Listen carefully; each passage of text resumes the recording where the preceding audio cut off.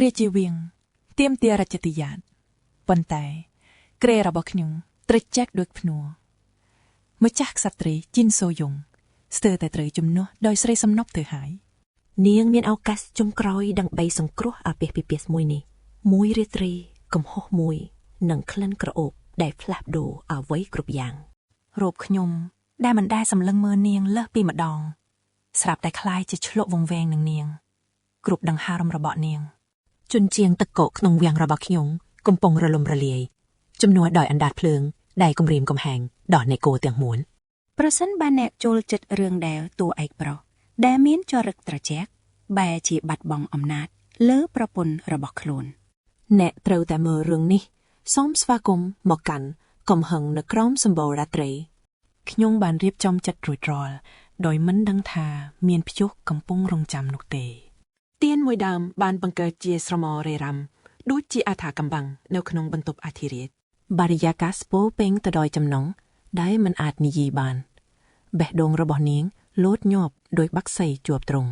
ពេលនោះសំឡេងរបស់ខ្ញុំក៏បន្លឺឡើងជាសំឡេងកក្រៀមដែលសន្យាថានឹងមានព្យុះខ្ញុំបានហៅម្ចាស់ក្សត្រីហើយពិភពលោកទាំងមូលហាក់ដូចជាផ្អៀង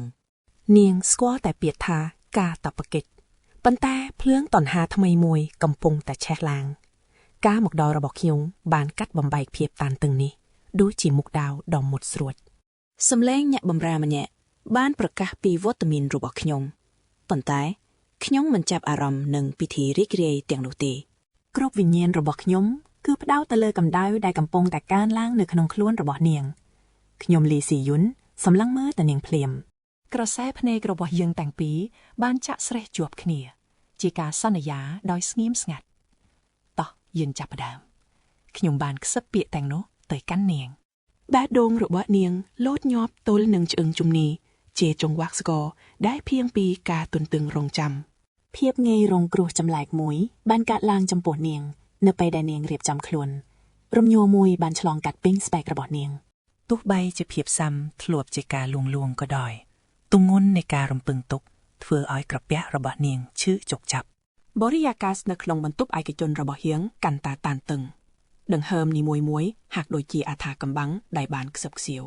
ព្រះអង្គនាងបានរអ៊ូទាំក៏រំងានេះជាខែលដ៏ភុយស្រួយប្រឆាំងនឹងចំណងដ៏ខ្លាំងក្លាដែលវិលវល់នៅក្នុងខ្លួននាង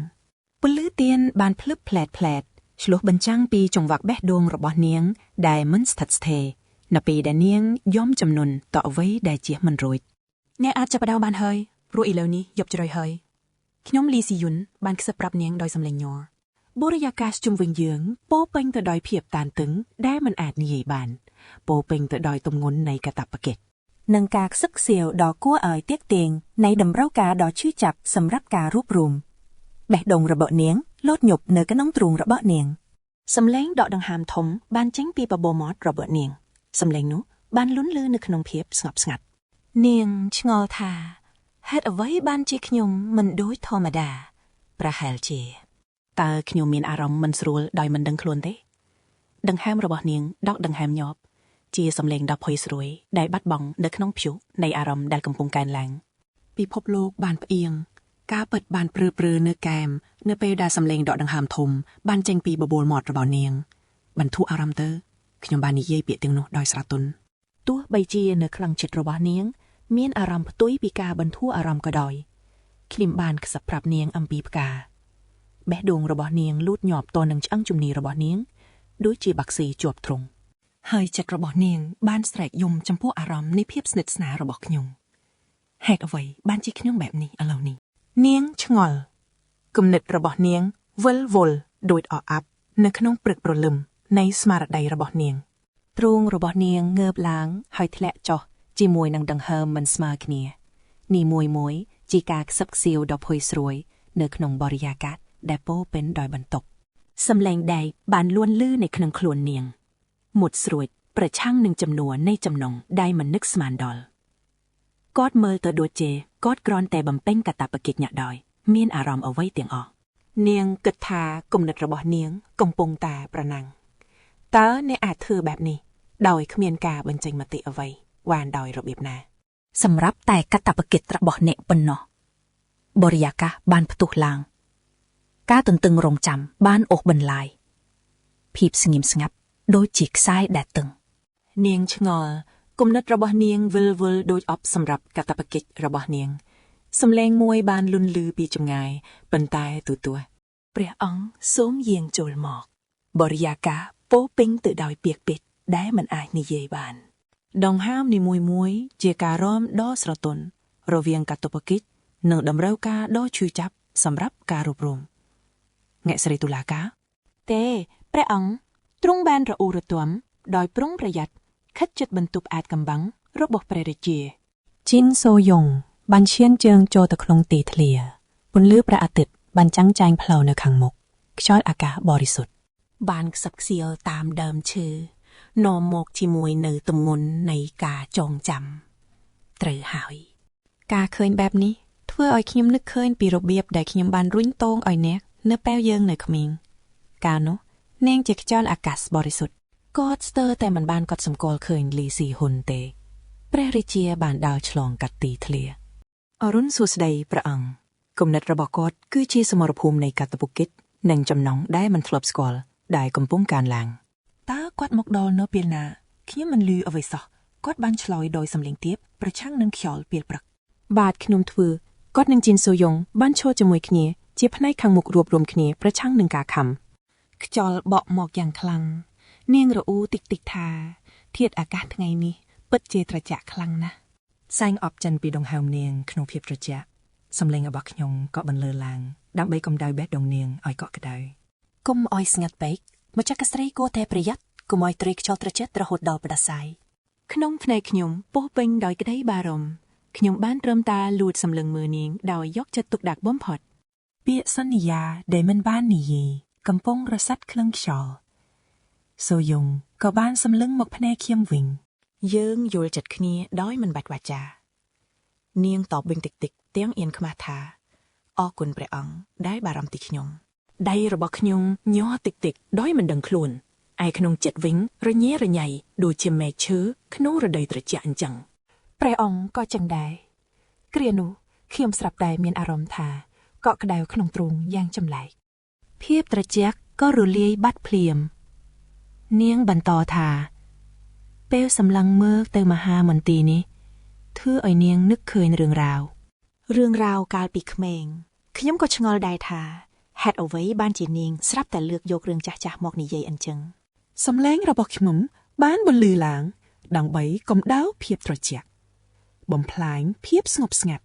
ដែលកំពុងគ្របដណ្ដប់យើងទាំងពីរតែនាងប្រហែលជាមិនទទួលអ្វីដែលនាងរំពឹងទុកឡើយខ្ញុំក៏គិតម្នាក់ឯងទាំងទឹកមុខស្មើធេងភៀវក្នុងចិត្តកំពុងបកនៅក្រោមទឹកមុខដ៏មើងម៉ាត់ខ្ញុំកំពុងប្រយុទ្ធជាមួយក្តីប្រាថ្នាដែលមិនធ្លាប់មានខ្ញុំសម្លឹងមើលនាងមិនដាក់ភ្នែកពាក្យសន្យាដ៏ស្ងប់ស្ងាត់កំពុងដក់ជាប់ក្នុងបេះដូងខ្ញុំជានិច្ចភ្លើងក្នុងខ្លួនខ្ញុំចាប់ផ្ដើមឆេះឡើងវាបានរំលាយភាពត្រជាក់ដែលធ្លាប់មានកាលពីមុនឲ្យបាត់អស់ខ្ញុំអង្គុយលើរាជបល្ល័ង្កទាំងចិត្តមិនស្ងប់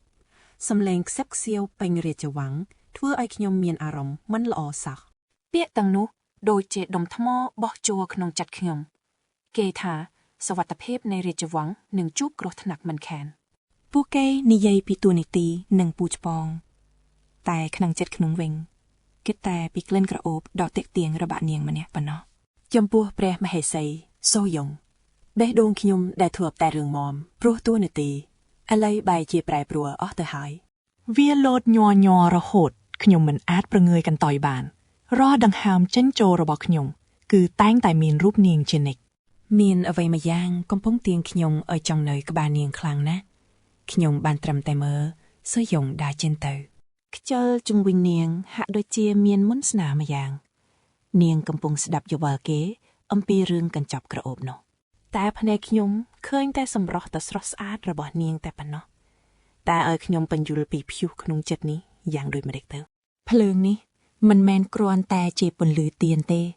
តែជាភ្លើងយ៉ាងសន្ធោសន្ធៅក្លិនខ្លួននាងនៅតែដក់ជាប់ក្នុងអារម្មណ៍ខ្ញុំ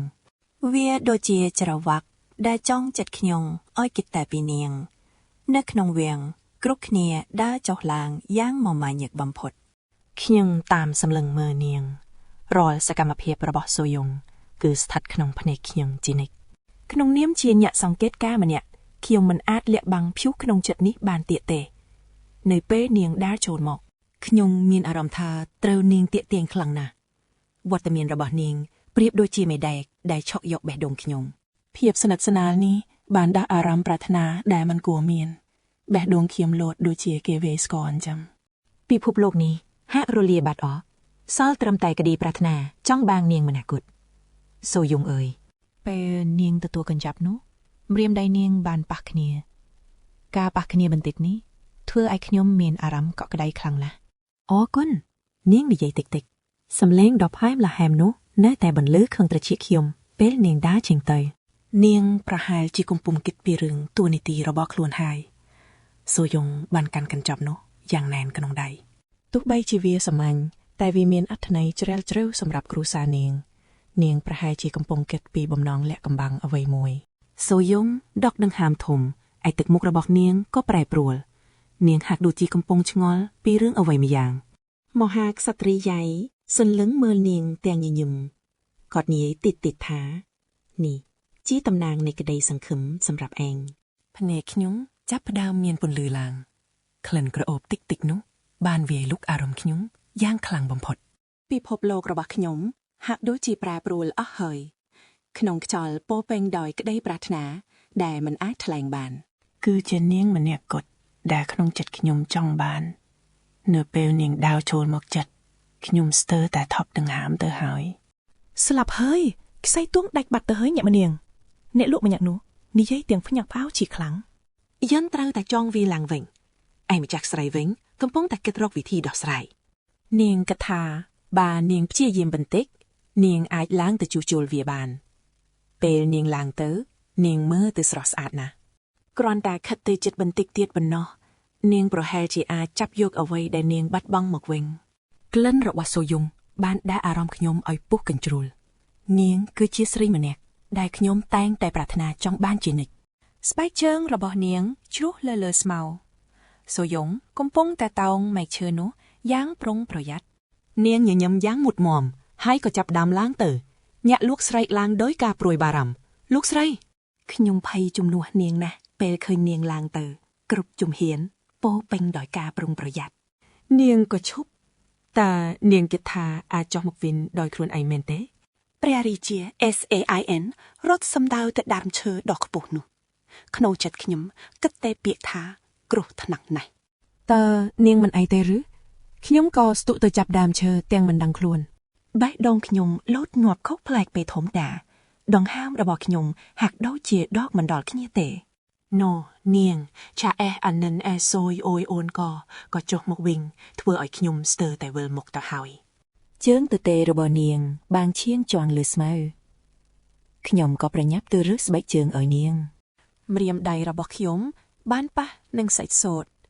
បរិយាកាសនៃជុំវិញខ្លួនពោពេញដោយថាមពលចម្លែកខ្ញុំកាន់ស្បែកជើងនាងជាប់នឹងដៃតែភ្នែកខ្ញុំបែរជាសម្លឹងមើលទៅនាងមិនតាក់ភ្នែកតើខ្ញុំអាចសុំពេលបន្តិចបានទេបេះដូងរបស់ខ្ញុំលោតខ្លាំងប្រឆាំងនឹងឆ្អឹងជំនីចង្វាក់បេះដូងនេះឆ្លុះបញ្ចាំងពីភាពខ្លាំងក្លានៃក្រសែភ្នែករបស់ខ្ញុំក៏លុតជង្គង់ចុះហើយហុចស្បែកជើងសូត្រនោះឲ្យនាងហាក់ដូចជាវាជាគ្រឿងអលង្ការដ៏មានចំណៃពិភពលោកហាក់ដូចជាស្ងប់ស្ងាត់ទៅវិញខ្ញុំលុតជង្គង់នៅចំពោះមុខនាងដើម្បីពាក់ស្បែកជើងនេះឲ្យនាងខ្ញុំគ្រាន់តែចង់បង្ហាញពីចិត្តសប្បុរសរបស់ខ្ញុំចំពោះនាងខ្ញុំពិតជាមនុស្សចិត្តល្អម្នាក់ពីចម្ងាយខ្ញុំឃើញព្រះមាតាកំពុងសម្លឹងមើលមកដោយទឹកមុខដែលខ្ញុំមិនអាចស្មានដឹងខ្ញុំបានត្រៀមខ្លួនរួចរាល់ហើយសូមយាងមកឲ្យបានឆាប់នៅកន្លែងផ្សេង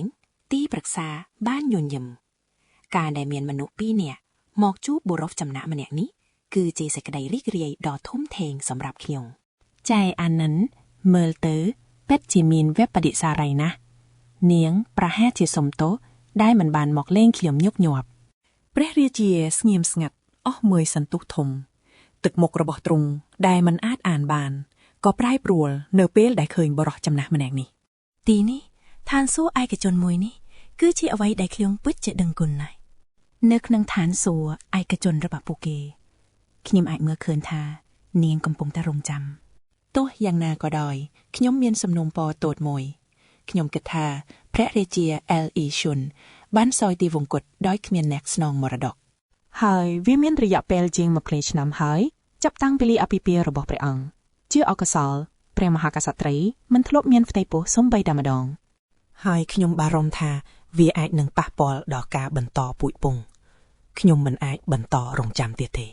ពាក្យសម្ដីរបស់បុរសចំណាស់នោះបានបន្លឺឡើងពេញក្នុងខ្យល់គ្រប់ពាក្យសម្ដីហាក់ដូចជាញញួរតូចមួយដែលវាយ៉ាំលើបេះដូងរបស់នាងដូច្នេះហេតុអ្វីមិនជ្រើសរើសស្រីសំណប់ដើម្បីយកអ្នកស្នងមរតកពាក្យសម្ដីរបស់ព្រះមេតាបានធ្វើឲ្យបរិយាកាសកាន់តែតានតឹងក្រភៀងគឺដូចជាការវិប្រហារដ៏គិតទុកជាមុនស្រីសំណប់ខ្ញុំបានឃើញនាងញ័រខ្លួនតិចៗខ្ញុំក៏មានអារម្មណ៍ថាភៀវភ្លៀងដ៏ធំមួយកំពុងខិតជិតមកដល់ភាពស្ងៀមស្ងាត់របស់នាងត្រូវបានគេចាត់ទុកជាការយល់ព្រមក្រសែភ្នែកដ៏មុតស្រួចរបស់ព្រះមេតាខ្ញុំដឹងថាសអ៊ុយអូអូនខេមានអារម្មណ៍ថាជាប់អន្ទាក់ត្រង់មាសនៃជីវិតរាជវង្សរបស់នាងកំពុងតែដាក់សម្ពាធប៉ុន្តែនៅពេលនាងងាកចេញក្លិនក្រអូបពីថង់ក្រអូបហាក់ដូចជាវិលវល់ជុំវិញនាងក្លិននោះជាការលួងលោមដ៏ចម្លែកមួយនៃចំពោះមុខភាពអស់សង្ឃឹមខណៈដែលសំឡេងខ្សឹបសៀវនៃសម្ព័ន្ធមិត្តនិងអំណាចបានបន្លឺឡើងប៉ុន្តែពាក្យសម្ដីរបស់ព្រះមេតាបានធ្វើឲ្យខ្ញុំឈឺចាប់ជាងការប្រមាថការទូតណាៗទាំងអស់រឿងតូចតាចខ្ញុំសួរខ្លួនឯងភាពច្របូកច្របល់នៅក្នុងចិត្តទេសភាពនៃសមរភូមិបានលងបន្លាចខ្ញុំវាផ្ទុយស្រឡះពីខ្ញុលក្រអូបដែលជាប់នឹងអាវផាយរបស់ខ្ញុំក្លិនក្រអូបរបស់ថង់ក្រអូបហាក់ដូចជាកាន់តែខ្លាំងឡើងជាការសន្យាដ៏ស្រវឹងស្រាដែលចាក់ទម្លុះការពិតដ៏អាក្រក់រាជការរបស់ខ្ញុំមានអារម្មណ៍ថាភាពត្រជាក់នៅក្នុងសរសៃឈាមរបស់ខ្ញុំចាប់ផ្ដើមរលាយជំនួសមកវិញដោយកម្ដៅដែលមិនធ្លាប់ស្គាល់ប្រជាជនយើងរាប់មិនអស់ត្រូវបានគេអូសទៅដែនដីឆ្ងាយឆ្ងាយហើយអ្នកហៅនោះថាជារឿងតូចតាចលោកអ៊ុយ CCN បានសួរដោយសំឡេងទាបប្រកបដោយគ្រោះថ្នាក់ព្រះមីដាមើលមកខ្ញុំដោយមិនចាប់អារម្មណ៍ឃើញអ្នកនៅតែខ្វះការវិនិច្ឆ័យបែបនេះខ្ញុំខ្លាចថាអ្នកស្នងមរតកដែលស្រីសំណប់បង្កើតមកអាចនឹងមានកំហុសទាំងនេះពាក្យសម្ដីរបស់ព្រះមេតាបានវាយប្រហារសអ៊ុយអងគុនគោដូចជារលកយក្សស៊ូណាមីខ្ញុំដឹងថានាងកំពុងឈឺចាប់ខ្ញុំនឹងដោះស្រាយបញ្ហានេះឲ្យបានសម្រម្យព្រះរាជាលើអ៊ីកអៃអៀនបានសន្យាក្លិនក្រអូបពីថង់ក្រអូបបានធ្វើឲ្យកម្ដៅក្នុងខ្លួនរបស់ខ្ញុំកាន់តែខ្លាំងឡើង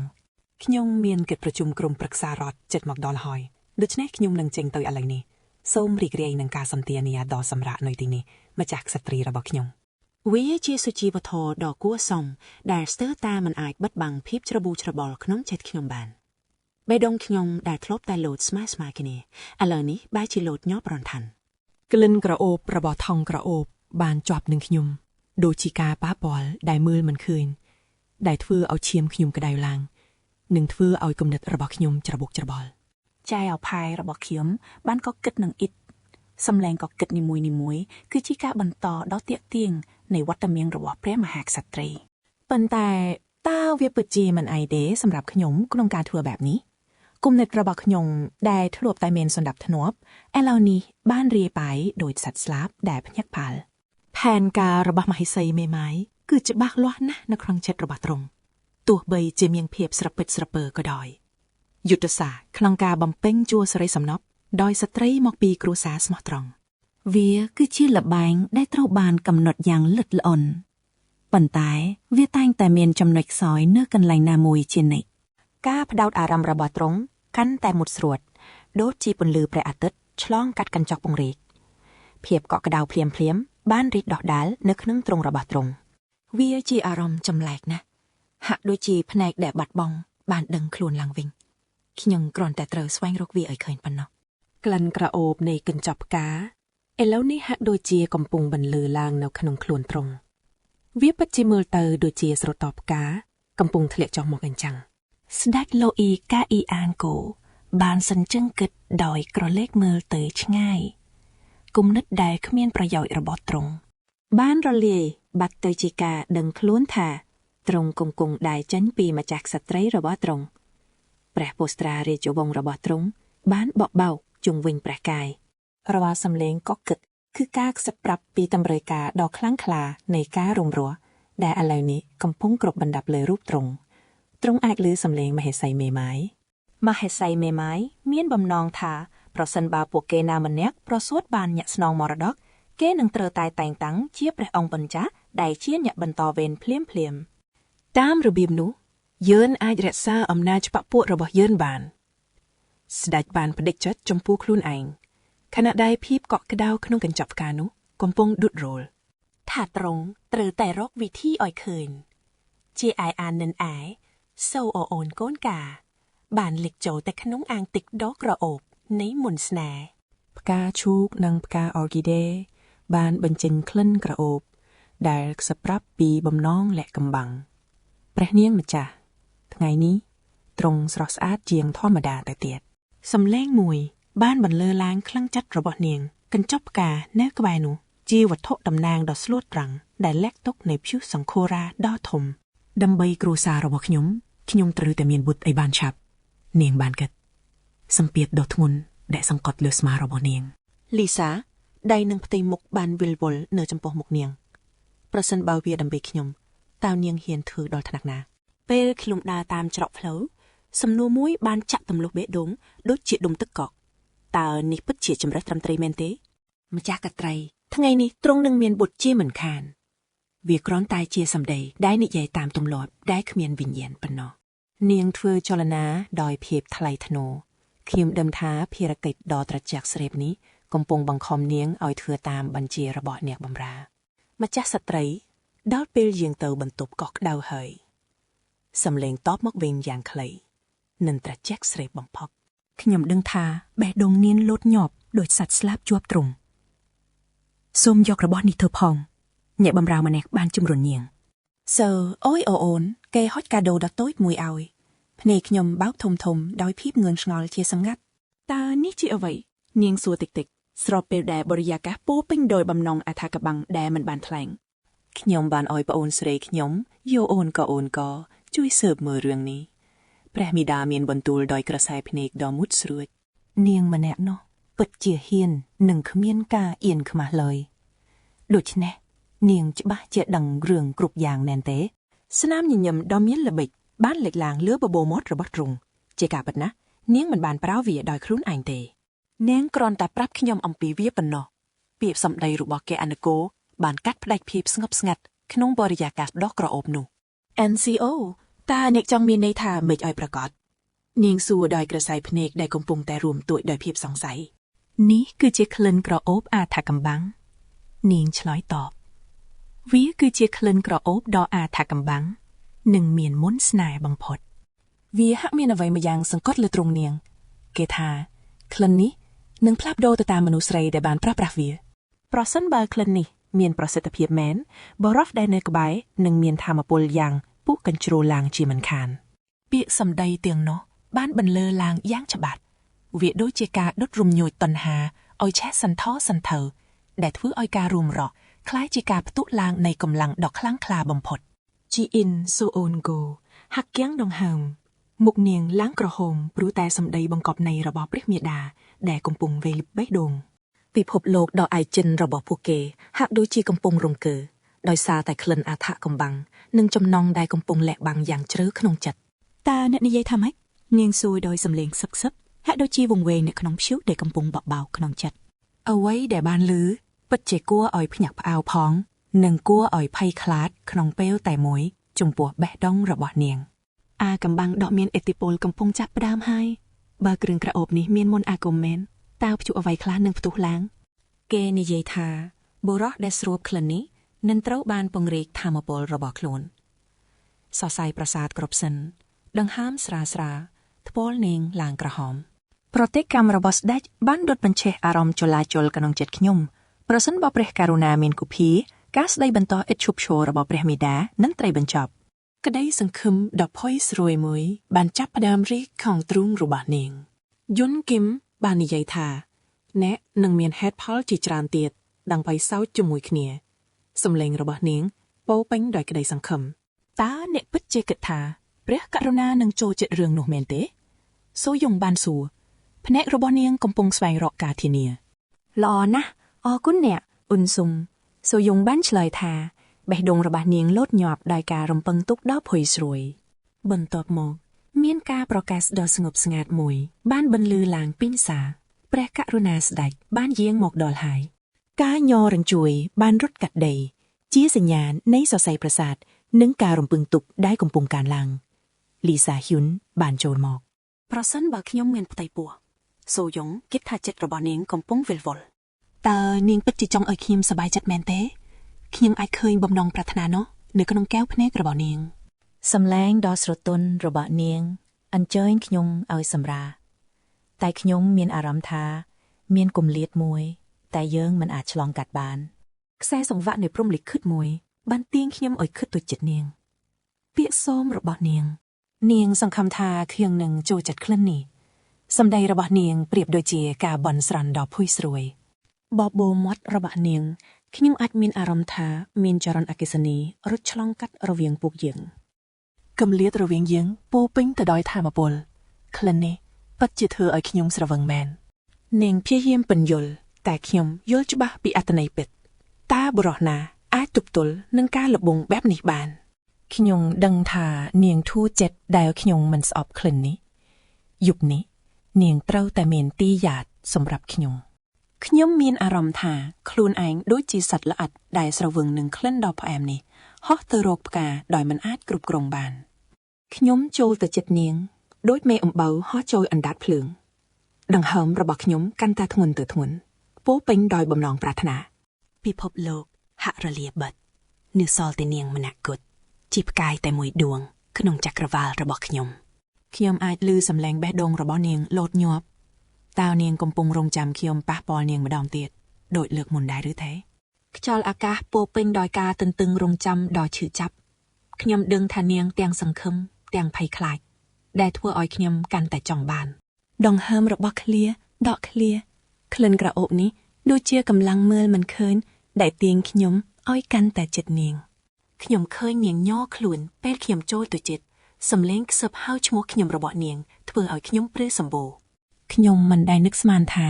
អគ្គមហេសីហ៊ានធ្វើដល់ថ្នាក់នេះគំនិតដ៏គ្រោះថ្នាក់មួយបានឆាបឆេះក្នុងកែវភ្នែករបស់ខ្ញុំហេតុអ្វីព្រះអង្គនាងសួរទាំងភ័យខ្លាចតើនាងដឹងថានាងបានដុតបញ្ឆេះអ្វីមួយហើយក្រសែភ្នែករបស់ខ្ញុំកាន់តែមុតស្រួចបំណងប្រាថ្នាដែលខ្ញុំលែកទុកយូរមកហើយនោះបានផ្ទុះឡើងប្រើល្បិចថោកទាបបែបនេះខ្ញុំខ្សឹបអគ្គមហេសីក៏មិនខុសពីព្រះមេតាដែរក្រសែភ្នែកត្រជាក់របស់ខ្ញុំសម្លឹងធ្លុះនាងតែក្នុងចិត្តខ្ញុំភ្លើងកំពុងឆាបឆេះយ៉ាងសន្ធោសន្ធើខ្ញុំព្យាយាមទប់ទល់នឹងបំណងប្រាថ្នាដ៏ព្រៃផ្សៃនេះវាស្ទើរតែលេបត្របាក់ខ្ញុំទាំងស្រុងខ្ញុំចង់អោបនាងចង់ធ្វើបាបនាងយ៉ាងខួខៅធ្វើឲ្យនាងយំដោយគ្មានទីពឹងស្ត្រីម្នាក់នេះខ្ញុំគិតក្នុងចិត្តខ្ញុំចង់លេបត្របាក់នាងទាំងស្រុងប៉ុន្តែគំនិតមួយបានរំលឹកខ្ញុំការធ្វើបែបនេះដោយប្រញាប់ប្រញាល់គឺមិនស័ក្តិសមនឹងកិត្តិយសរបស់ព្រះមហាក្សត្រឡើយនាងខ្សឹបហៅខ្ញុំទាំងញ័រមាត់តែខ្ញុំបានចិនបញ្ជាដោយសំឡេងទាបនិងមើងម៉ាត់នៅឲ្យស្ងៀមអគ្គមហេសីខ្ញុំបញ្ជាខ្ញុំឃើញការសោកស្ដាយនិងការទន្ទឹងរង់ចាំក្នុងភ្នែកនាងខ្ញុំខឹងខ្លាំងណាស់រហូតមិនចង់សម្លឹងមុខនាងទុកឲ្យនាងគិតថាផែនការរបស់នាងបានបរាជ័យទៅចប់តែវាបែរជាធ្វើឲ្យកំហឹងខ្ញុំកាន់តែឆេះឡើងសំឡេងមួយបានបន្លឺឡើងយ៉ាងខ្លាំងធ្វើឲ្យកាន់តែតានតឹងខ្ញុំឮសំឡេងដកដង្ហើមរបស់នាងពេលខ្ញុំស្ទុះទៅមុខខ្ញុំជាភុហើយនាងគឺជាចំណុចកណ្ដាលនៃភុនេះនាងតវ៉ាខ្សោយខ្សោយតែខ្ញុំមិនបានឮទេខ្ញុំឮតែសំឡេងឈាមរបស់ខ្ញុំកំពុងតែក្រហឹមសំឡេងដង្ហើមដ៏ភួយស្រួយរបស់នាងគឺជាសញ្ញានៃសកម្មភាពរបស់ខ្ញុំដឹងថានាងខ្លាចតែខ្ញុំក៏ដឹងថានាងកំពុងរង់ចាំដែរបំណងប្រាថ្នាចង់បានការរួបរวมដកឈឺចាប់ខ្ញុំបានចូលទៅកាន់តែជ្រៅជាងការគ្រប់គ្រងខ្ញុំឃើញដៃរបស់នាងក្តាប់កំរៅពូតើមានអារម្មណ៍យ៉ាងណាដែរអគ្គមហេសីខ្ញុំសួរដោយសំឡេងទាបសំឡេងរបស់ខ្ញុំស្រទន់តែដាច់ខាតនេះជាអ្វីដែលអគ្គមហេសីចង់បានខ្ញុំនិយាយសាច់ដុំរបស់ខ្ញុំតឹងណែនធ្វើឲ្យទឹកញ័ររំជួយវាឆ្លុះបញ្ចាំងពីភ្ញៀវខូនចិត្តខ្ញុំឲ្យស្លាប់ចុះខ្ញុំខ្សឹប ដង្ហើមរបស់ខ្ញុំកាន់តែញាប់ញ័ររាល់ដង្ហើមដែលខ្ញុំស្រូបចូលគឺពោពេញដោយក្លិនរបស់នាងវាបានដក់ជាប់ក្នុងព្រលឹងខ្ញុំយ៉ាងជ្រៅបេះដូងរបស់ខ្ញុំលោតដូចស្ករចម្បាំងវាជំរុញខ្ញុំឲ្យឆ្ពោះទៅរកទីជ្រៅមួយដែលខ្ញុំដឹងថាខ្ញុំគួរតែជៀសវាងប៉ុន្តែក្លិនរបស់អគ្គមហេសីគឺដូចជាការហៅរបស់សត្វសមុទ្រហើយខ្ញុំគ្រាន់តែជាអ្នកបើកសំពៅដែលវង្វេងក្នុងអអប់ដ៏ស្រវឹងរបស់នាងខ្ញុំមានអារម្មណ៍ថាដង្ហើមរបស់នាងដកឃ្លាបេះដូងនាងលោតញាប់ភ្ញុះមួយកំពុងកកើតឡើងក្នុងខ្លួននាងការផន់ច្រឡំនិងបំណងប្រាថ្នានាងហាក់ដូចជាកំពុងសួរខ្លួនឯងចំណែកជីបចររបស់ខ្ញុំក៏លោតញាប់ទៅតាមចង្វាក់ដ៏ទទួយពួកយើងបានភ្ជាប់គ្នាហើយជាកម្លាំងទាញដែលខ្ញុំមិនអាចបដិសេធបានរបាំងមុខដ៏ស្ងប់ស្ងាត់របស់ខ្ញុំរបាំងដែលខ្ញុំខំសាងពីវិន័យជាច្រើនឆ្នាំបានបែកខ្ញែកដោយសារក្លិនរបស់នាងជាទាំងការបំផ្លាញនិងជាការសង្គ្រោះរបស់ខ្ញុំខឹងនឹងខ្លួនឯងដែលបាត់បង់ការគ្រប់គ្រងតែប្រលឹងខ្ញុំចំចោចាញ់ខ្ញុំឮសំឡេងដង្ហើមរបស់នាងភុយស្រួយណាស់ហេតុអ្វីព្រះអង្គនាងខ្សឹបសំឡេងរបស់នាងស្ទើរតែបាត់ទៅក្នុងព្យុះដែលកំពុងបោកបក់ក្រសែភ្នែករបស់ខ្ញុំសម្លឹងនាងយ៉ាងក្តៅគគុកវាមិនពិតទេខ្ញុំនិយាយដោយសំឡេងទាបខ្ញុំគ្រោះហឹមឡើងសំឡេងខ្ញុំទាបរំញ័រជួរដោយឆ្អឹងរបស់នាងខ្យល់អាកាសពោពេញដោយកម្ដៅដែលមើលមិនឃើញដែលសង្កត់លើស្បែករបស់នាងគឺនាងនិយាយរឌីប្រដប់គំនិតរបស់នាងហាក់ដូចជារសាត់បាត់នៅក្នុងព្យុះថ្ពាល់របស់នាងឡើងក្រហមព្រឿងពេលដែលកែវភ្នែកដ៏មុតស្រួយរបស់ខ្ញុំធ្វើឲ្យនាងព្រឺសម្បូរនេះមិនមែនជាការទុបកិច្ចទេតែជាចំណងដ៏ជ្រាលជ្រៅដែលខ្ញុំដឹងថាកំពុងមាននៅក្នុងបេះដូងរបស់នាងបេះដូងនាងច្បាស់ជាលោតញាប់ដូចជាសេតបាក់ស៊ីព្រៃដែលអស់សង្ឃឹមចង់ចុះចាញ់នឹងខ្ញុំពិភពលោករបស់នាងហាក់ដូចជាផ្អៀងបង្វិលរលាយចូលគ្នាហើយឈ្មោះរបស់ខ្ញុំជាប់នៅនឹងបំពង់កនាងជាការអង្វរដោយស្ងៀមស្ងាត់នៅចំពោះមុខភាពខ្លាំងក្លារបស់ខ្ញុំមានអារម្មណ៍ថាការគ្រប់គ្រងចិត្តចុងក្រោយរបស់ខ្ញុំចាប់ផ្ដើមរលាយបាត់ខ្ញុំត្រូវបានលេបត្របាក់ដោយតម្រូវការដ៏ឈឺចាប់នេះវាទាំងអស្ចារ្យនិងណាខ្លាចក្លិនស្បែករបស់នាងជាថ្នាំសម្រើបដែលខ្ញុំមិនអាចទប់ទល់បានទៀតទេខ្ញុំកំពុងរសាត់ខួងសមុទ្រនៃក្តីប្រាថ្នារូបនាងគេជាផ្កាយតែមួយគត់ដែលនាំផ្លូវខ្ញុំឆ្លងកាត់ភាពងងឹតក្លិនផ្កាសាគូរ៉ានិងពាក្យសន្យាដែលមិនបាននិយាយបានសាយភាយពេញក្នុងបន្ទប់ដង្ហើមរបស់នាងដកខ្សឹបញ័រតិចនៅចំពោះមុខកែវភ្នែកខ្មៅស្អាតរបស់ខ្ញុំភាពស្និទ្ធស្នាលរបស់ខ្ញុំបានឆាបឆេះរាល់ការក្លែងបន្លំចោលទាំងអស់នៃកិច្ចព្រមព្រៀងនយោបាយរបស់យើងសល់ត្រឹមតែចំណងដែលមិនអាចទប់បានព្រះករុណានាងដកដង្ហើមធំពាក្យសម្ដីរលាយចូលទៅក្នុងដង្ហើមធំខ្ញុំមានអារម្មណ៍ថាជញ្ជាំងដែលខ្ញុំខំសាងឡើងយ៉ាងប្រុងប្រយ័ត្នបានរលំរលាយបង្ហាញពីព្យុះនៅខាងក្នុងចម្លើយរបស់ខ្ញុំគឺជាពាក្យសន្យាជាស្នាមដុតលើប្រលឹងនាងចាំមើលថាតើអូនអាចទទួលយកវាបានដែរឬកែសំឡេងដកដង្ហើមធំបានចេញពីបបោមាត់នាងជាសំឡេងដ៏ផុយស្រួយដែលបាត់ទៅក្នុងព្យុះភ្លាមពិភពលោកហាក់ដូចជាផ្អៀងអុកសក្លិនផ្កាសាគូរ៉ានិងចំណងដែលត្រូវបានហាមឃាត់បានធ្វើឲ្យនាងស្រវឹងសរសៃប្រសាទគ្រប់សិនរបស់នាងកំពុងរំញោចដោយកែវភ្នែករបស់ខ្ញុំមានអារម្មណ៍ថាការតាំងចិត្តរបស់ខ្ញុំចាប់ផ្ដើមបាក់បែកទីបំផុតការទប់ចិត្តដ៏រឹងមាំរបស់ខ្ញុំចាប់ផ្ដើមចុះចាញ់នឹងអារម្មណ៍ខ្យល់អាកាសពោពេញទៅដោយពាក្យសន្យាដែលមិនបាននិយាយជាសម្ពុតស្ងៀមស្ងាត់ដែលបានដោះដូរគ្នានៅក្នុងពេលដ៏ក្តៅគគុកនេះចាប់ពីពេលនេះតទៅក្នុងនាមជាស្ដេចខ្ញុំនឹងបំពេញគ្រប់ភារកិច្ចរបស់ខ្ញុំគំនិតមួយបានផុសឡើងពីក្មេងម្នាក់ដែលមានឈាមគ្រួសារដ៏កខ្វក់តាទ្រង់ពិតជាចង់បានការរួបរวมបែបនេះមែនទេខ្ញុំឃើញនាងលុតជង្គង់ចុះដោយតុក្កតាពូស្លានដែលត្រូវបានគេថ្វាយដល់ហ្វុំចចកដែលស្រែកឃ្លានហើយក្មេងប្រុសដែលកាន់ត្រានោះតើមាននរណាម្នាក់នៅកង្វង់នេះដឹងពីទីតាំងរបស់ត្រានោះទេសំណួរនេះបានបន្លឺឡើងទោះបីជាមិនបាននិយាយចេញមកក៏ដោយរំញ័រនៅក្នុងខ្យល់អាកាសក្រាស់ដូចក្លិនផ្កាសាគូរ៉ាខ្ញុំបានជ្រួញចិញ្ចើមស្រមោលដោយការត្រាស់រិះពិចារណា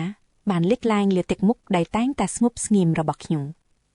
ប្រហែលជានៅមានកូនចៅរបស់ឪពុកក្មេកខ្ញុំឈីងក្វាងតុងនៅរស់ ខ្ញុំបានរអ៊ូតិចតិចពាក្យទាំងនោះគ្រាន់តែជាសម្លេងខ្សឹបក្នុងបន្ទប់ដ៏ស្ងប់ស្ងាត់ សំឡេងរបស់ព្រះមាតាបានបន្លឺឡើងកាត់ភាពស្ងៀមស្ងាត់ដូចជាកំបិតដ៏មុតស្រួយតើនៅមានអ្នកបម្រើក្នុងវាំងណាម្នាក់ដែលធ្លាប់បម្រើស្ដេចវ៉ាងចនទេនាងបញ្ជាដោយសំឡេងមឿងម៉ាត់ បើមានចូលរកពួកគេភ្លាមហើយនាំពួកគេមកជួបខ្ញុំមានអារម្មណ៍ថាភាពតានតឹងបានកើនឡើង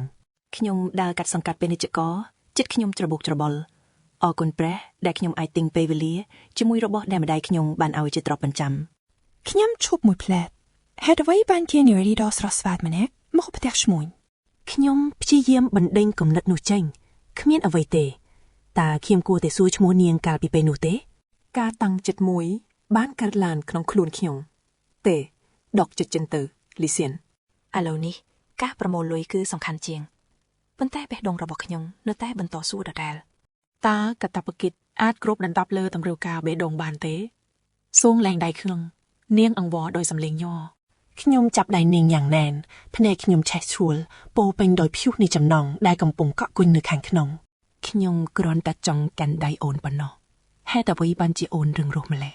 ខ្យល់អាកាសពោពេញទៅដោយភាពតានតឹងវាជារបាំដ៏គ្រោះថ្នាក់រវាងចំណងនិងការរារាំងមិនបានជាបុរសហ៊ានប៉ះពាល់រាងកាយស្ត្រីបែបនេះខ្ញុំលឺនាងស្រែកថ្ពាល់នាងឡើងក្រហមដោយកំហឹងនិងរំភើបបន្តិចបន្តួច អូនាងស្រែកឡើងពេលដួលខ្ញុំប្រាប់ឲ្យលែង ការប្រឆាំងរបស់នាងកាន់តែធ្វើឲ្យភ្លើងក្នុងខ្លួនខ្ញុំឆេះកាន់តែខ្លាំងពួកឯងទៅសាំងសនអានោះទៅខ្ញុំបញ្ជាដោយសំឡេងគ្រោះហឹមអាឈួតនោះហ៊ានប៉ះនាងខ្ញុំឮសំឡេងបន្តឡើងវៃវាឲ្យស្លាប់ទៅភាពបន្ទាន់នៃក្នុងខ្យល់គឺអាចដឹងបានសំឡេងអង្វរដ៏អស់សង្ឃឹមមួយបានបន្លឺឡើងកាត់ភាពវឹកវររត់ទៅអ្នកនាងខ្ញុំចាប់ដៃនាងដែលតូចនិងទន់មកកាន់ក្នុងដៃខ្ញុំយើងរត់គេចជាមួយគ្នាខណៈព្យុះនៃអារម្មណ៍កំពុងកកើតឡើងក្នុងគ្រប់ចំហៀននាងប្រហែលជាកំពុងឆ្ងល់ហើយថាតើខ្ញុំជាយ៉ាងណាខ្ញុំមានអារម្មណ៍ថាបេះដូងនាងលូតញាប់តាមរយៈដៃដែលខ្ញុំកាន់ចង្វាក់បេះដូងដ៏ភិតភ័យរបស់នាងលាយឡំនឹងការរត់គេចដ៏អស់សង្ឃឹមរបស់យើងខ្ញុំត្រូវតែនាំនាងទៅកន្លែងមានសុវត្ថិភាពស្របពេលនោះខ្ញុំក៏ស្រូបយកក្លិនផ្កាព្រួនដ៏ក្រអូបឈ្ងុយឈ្ងប់អារម្មណ៍ដែលហាមឃាត់នឹងការចងនៅក្បែរនាងបានគ្របដណ្ដប់ភិនគំនិតខ្ញុំបាទសូមលោកស្រីសម្រាប់ហើយអញ្ជើញមកតាមផ្លូវនេះសំឡេងដ៏ស្រទន់របស់នាងធ្លាប់តែធ្វើឲ្យខ្ញុំស្ងប់ចិត្តតែពេលនេះបែរជាដុតបញ្ឆេះភ្លើងតណ្ហានៅក្នុងខ្លួនខ្ញុំទៅវិញលោកម្ចាស់កាន់ដៃខ្ញុំផងខ្ញុំចាប់ដៃរបស់នាងសម្ផាត់នោះធ្វើឲ្យខ្ញុំស្រឡាំងកាំងហើយកម្លាំងញ័រមួយបានរត់ពេញរាងកាយខ្ញុំដូចជារន្ទះបាញ់ពិភពលោកហាក់ដូចជារួមតូចចក្រវាឡទាំងមូលបានបង្រួមចូលមកត្រឹមចន្លោះបាតដៃរបស់យើងទាំងពីរថ្ពាល់របស់នាងប្រែជាពណ៌ផ្កាឈូកឆ្លុះបញ្ចាំងពីចង្វាក់បេះដូងរបស់ខ្ញុំដែលកំពុងលូតញាប់ខ្ញុំព្យាយាមទប់អារម្មណ៍ខណៈដែលក្លិនដ៏តាក់ទាញរបស់នាងនៅតែជាប់ក្នុងអារម្មណ៍ខ្ញុំខំប្រឹងនិយាយទាំងសំឡេងខ្សោៗថាទឹកនេះពិតជាផ្អែមហើយត្រជាក់ណាស់ដើម្បីលាក់បាំងព្យុះក្នុងចិត្តនាងជួតថ្ងាសរបស់នាងដោយក្រណាត់ស្ដាងដោយមិនដឹងថានាងបានដុតភ្លើងក្នុងចិត្តខ្ញុំយ៉ាងណានោះនាងនិយាយទាំងមិនដឹងខ្លួនថាខ្ញុំមិនដឹងសោះថាមានកន្លែងបែបនេះដែលពាក្យសម្ដីនេះបានចាក់សាំងថែមលើភ្លើងតណ្ហារបស់ខ្ញុំបេះដូងខ្ញុំលោតខ្លាំងទល់នឹងឆ្អឹងជំនីវាជាចង្វាក់នៃបំណងប្រាថ្នាដែលមិនអាចនិយាយបានដែលកំពុងតែលេបត្របាក់ខ្ញុំទាំងស្រុងខ្ញុំមើលនាងដែលមានពាក្យរាប់លានដែលមិនអាចនិយាយបានរួមក្នុងកែវភ្នែកពណ៌ខៀវស្រជាករបស់ខ្ញុំខណៈក្លិនផ្កាព្រួនកាន់តែខ្លាំងឡើងរាល់ពេលដែលដកដង្ហើមចូលខ្ញុំកាន់តែលង់ជ្រៅទៅក្នុងសមុទ្រនៃក្តីប្រាថ្នានាងនិយាយថាមិត្តម្នាក់បានប្រាប់ខ្ញុំអំពីទីនេះសំឡេងរបស់នាងគឺជាបន្តដ៏ស្រទន់នៅក្នុងព្រៃស្ងប់ស្ងាត់ខ្ញុំព្យាយាមរក្សាភាពស្ងប់ស្ងាត់ខណៈដែលការចង់នៅក្បែរនាងកំពុងតែធ្វើទុកខ្ញុំយ៉ាងខ្លាំងក្រសាភ្នែករបស់នាងបានប្រសពនឹងភ្នែកខ្ញុំហើយមានផ្កាភ្លើងមួយបានឆាបឆេះឡើងរវាងពួកយើងជាការទទួលស្គាល់ដោយស្ងៀមស្ងាត់នៅកម្លាំងតាក់ទាញដែលមិនអាចប្រកែកបានពាក្យរបស់នាងបានដប់ជាប់ក្នុងព្រលឹងខ្ញុំពាក្យសម្ដីរបស់នាងបានបន្លឺឡើងក្នុងខ្យល់អាកាសដ៏ស្ងប់ស្ងាត់ គ្រប់ភៀងប្រៀបដូចជាជក់គូដែលគូរូបព្រលឹងរបស់នាងនាងបានសារភាពដោយសំឡេងទន់ខ្សោយថាឈ្មោះនោះគ្រាន់តែមានន័យថាយប់ដ៏ងងឹតដែលធ្វើឲ្យបេះដូងខ្ញុំរំជួលបេះដូងខ្ញុំប្រៀបដូចជាបាក់កសីក្នុងទ្រុងវាបានហើរទះស្លាប់តាក់ទាញដោយពន្លឺដែលបញ្ចេញចេញពីព្រលឹងរបស់នាងក្លិនផ្កាព្រូនកាន់តែខ្លាំងឡើងរំពាត់ជុំវិញខ្ញុំដូចជាការបង្ហាញជាក់ស្ដែងនៃការចង់នៅក្បែរនាងដែលកំពុងតែរីកធំធាត់ខ្ញុំនឹកឃើញពាក្យរបស់ឪពុកខ្ញុំ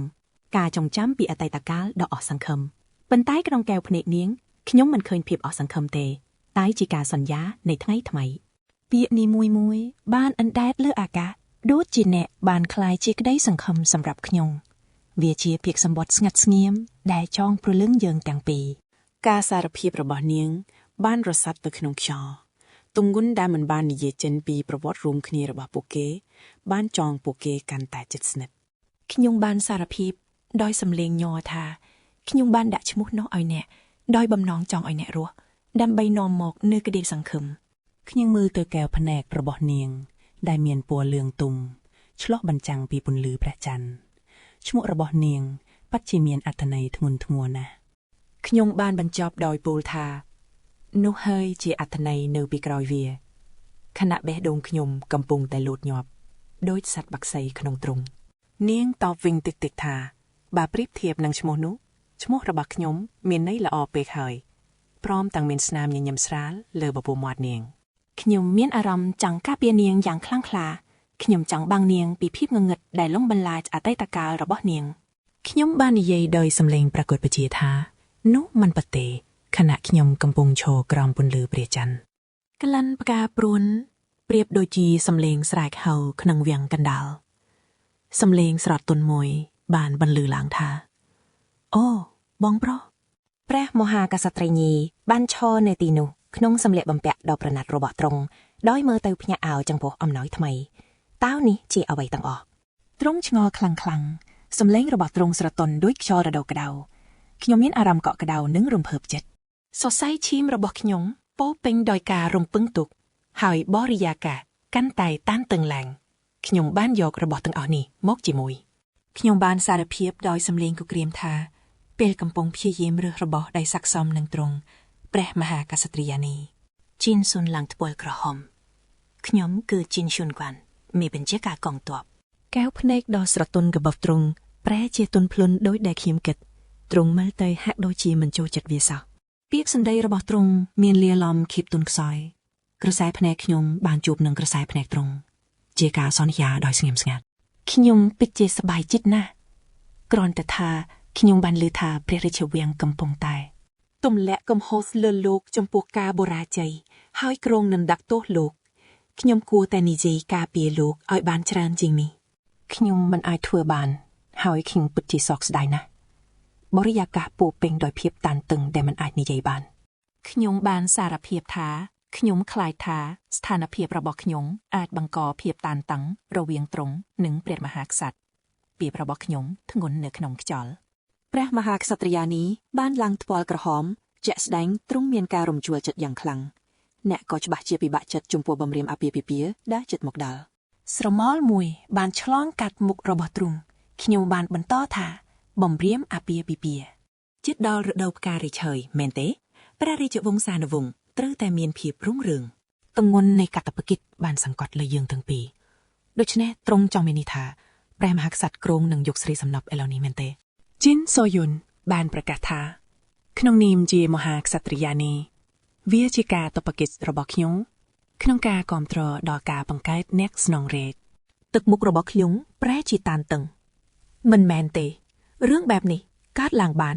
លុះត្រាតែញាក់សម្រាលបានព្រះរាជទយាតមួយអង្គគំនិតរបស់ខ្ញុំបានបង្កើតព្យុះមួយដែលកំពុងតែបោកបក់នៅក្នុងចិត្តធ្វើម៉េចនឹងអាចមានព្រះអង្គម្ចាស់ពីរស្រីផ្សេងពេលដែលម្ចាស់ក្សត្រីនៅទីនេះជំហានរបស់ខ្ញុំចាប់ផ្ដើមរអាក់រអួលតើខ្ញុំពិតជាសម្រេចចិត្តធ្វើបែបនេះមែនឬពេលដែលទីពិពុទ្ធខ្ញុំអាចគ្រប់គ្រងកិច្ចការរដ្ឋដោយខ្លួនឯងបានហើយនេះគឺជារឿងដំបូងដែលខ្ញុំមានវិបដិសាយខ្ញុំបានក្តាប់កណ្ដាប់ដៃខ្ញុំហើយសំឡេងរបស់ខ្ញុំបានបន្លឺឡើងយ៉ាងខ្លាំង បេះដូងរបស់នាងហាក់ដូចជាត្រូវសំណាញ់ដៃចាក់ស្រេះដោយកាតព្វកិច្ចប៉ុន្តែទឹកមុខរបស់នាងនៅតែក្រញើមិនមែនជារឿងធម្មតាទេឬដែលស្ដេចមានស្រីសំណប់ទោះបីជាយ៉ាងណាក៏ដោយតើខ្ញុំអាចធ្វើបែបនេះបានយ៉ាងម៉េចពាក្យទាំងនោះបានរសាត់ក្នុងអាកាសជាការចោទប្រកាន់ដែលគ្មានវាចាតែវាណត់ជាងបទបញ្ជាណាមួយរបស់ស្ដេចទេទៀខ្ញុំនៅតែមិនអាចបដិសេធការពិតដែលកំពុងតែបន្លឺឡើងក្នុងចិត្តខ្ញុំបានទេទោះយ៉ាងណាខ្ញុំសូមអរគុណបងប្រុសទោះជាយ៉ាងណាក៏ដោយខ្ញុំមានអារម្មណ៍ខុស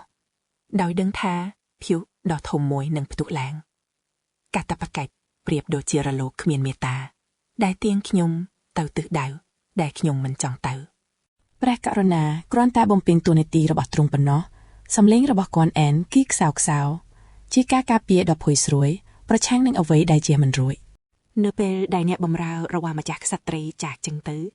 អាកាសពេលយប់ហាក់ដូចជាកាន់តែនុកដោយសារការរំពឹងទុកដែលគ្មានអ្នកណានិយាយចេញមកកាដូមួយជាថង់ក្រអូបដែលមិនស្គាល់ប្រភពបានស្ថិតនៅក្នុងដៃរបស់សាវអានីកាយ៉ាងស្លូតបូតនាងមិនបានដឹងទេថាក្លិនរបស់វាមានអំណាចអាចសរសេរជោគវាសនាឡើងវិញបានជាមួយនឹងរាល់ចលនារបស់ខ្យល់ក្លិនក្រអូបបានបញ្ចេញមុនស្នេហ៍របស់វាដោយសន្យាថានឹងមានការផ្លាស់ប្ដូរដែលទាំងស្ដេចនិងម្ចាស់ក្ត្រីមិនអាចមើលឃើញទុកជាមុនបរិយាកាសពោពេញទៅដោយសក្តានុពលជាការចាប់ផ្ដើមនៃក្តីស្រឡាញ់ដែលបានប្រែប្រួលសកម្មភាពរបស់ខ្ញុំគឺរហ័សដោយធ្វើឲ្យការតវ៉ាទាំងអស់ស្ងាត់ដោយដៃដែលពោពេញដោយភាពជាម្ចាស់ខ្ញុំគ្រាន់តែខាត់អ្នកព្រោះខ្ញុំមានរឿងបន្ទាន់ដែលត្រូវសាកសួរខ្ញុំបាននិយាយខណៈពេលដែលបរិយាកាសពោពេញទៅដោយចេតនាដែលមិនបាននិយាយចេញមកស្ត្រីក្នុងវាំងម្នាក់ដែលមិនបានត្រៀមខ្លួនបានដួលទៅក្រោយការអង្វរករបស់នាងមិនត្រូវបានគេស្ដាប់ឮឡើយលោកម្ចាស់ខ្ញុំមិនដឹងអ្វីទាំងអស់ស្រមោលរបស់ខ្ញុំបានគ្របដណ្ដប់នាងពាក្យសម្ដីមុតស្រួចដូចដាច់ថែបតើខ្ញុំត្រូវតែបង្រៀនអ្នកដោយខ្លួនឯងដើម្បីឲ្យអ្នកនិយាយឲ្យបានត្រឹមត្រូវឬតើគេដឹងអ្វីខ្លះអំពីអ្នកដែលត្រូវបានជ្រើសរើសជាស្រីសំណុកអាការៈក្តៅខ្លួនដែលមិនធ្លាប់មានពីមុនមកឥឡូវនេះបានឆាបឆេះនៅខ្លួនខ្ញុំក្លិនក្រអូបនៃថង់ក្រអូបបានដកសោបន្ទប់នៃសេចក្តីប្រាថ្នាបានធ្វើឲ្យម្ចាស់កាត្រីរបស់ខ្ញុំស្ថិតនៅក្នុងពន្លឺថ្មីដ៏ស្រវឹងការអង្វរខ្សឹបខ្សឹបរបស់ចៃអាណុនឯសូមប្រព្រឹត្តចំពោះខ្ញុំឲ្យកាន់តែខ្លាំងគឺដូចជាផ្កាភ្លើងនៅក្នុងឃ្លាំងម្សៅខ្យល់ព្យុះនៃគំធោអញ្ចិតពួតនៃការរួមគ្នាបានកើនឡើងបានស៊ីសាច់ការអត់ធ្មត់របស់ខ្ញុំការប៉ះរបស់ខ្ញុំលែងមានលក្ខណៈធម្មតាទៀតហើយវាជាការដុតដានដែលផងអាងពីភាពជាម្ចាស់ដង្ហើមរបស់នាងបានដកដង្ហើមញាប់ប្រៀបដូចជាបក្សីតូចមួយដែលជាប់នៅក្នុងព្យុះនៃអារម្មណ៍សំឡេងដកដង្ហើមធំមួយបានចេញពីបបូរមាត់របស់ម្ចាស់ក្សត្រីគ្មាននរណាម្នាក់នៅទីនេះទេចង្វាក់បេះដូងរបស់នាងបានលូតញាប់លខោនដ៏ច្រពកច្របល់មួយនៃទល់នឹងឆ្អឹងជំនីរបស់នាង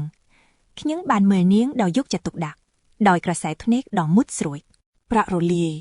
បានគូបញ្ជាក់ពីរូបរាងមុខរបស់នាងបរិយាកាសទាំងមូលបានពោពេញទៅដោយការយកចិត្តទុកដាក់ដែលអ្នកអាចកាត់វាដោយកាំបិតមានតែយើងពីរនាក់ទេខ្ញុំបានដកដង្ហើមសំឡេងរបស់ខ្ញុំគឺជាសំឡេងរំញ័រទាបដែលបន្លឺឡើងយ៉ាងជ្រៅនៅក្នុងខ្លួននាង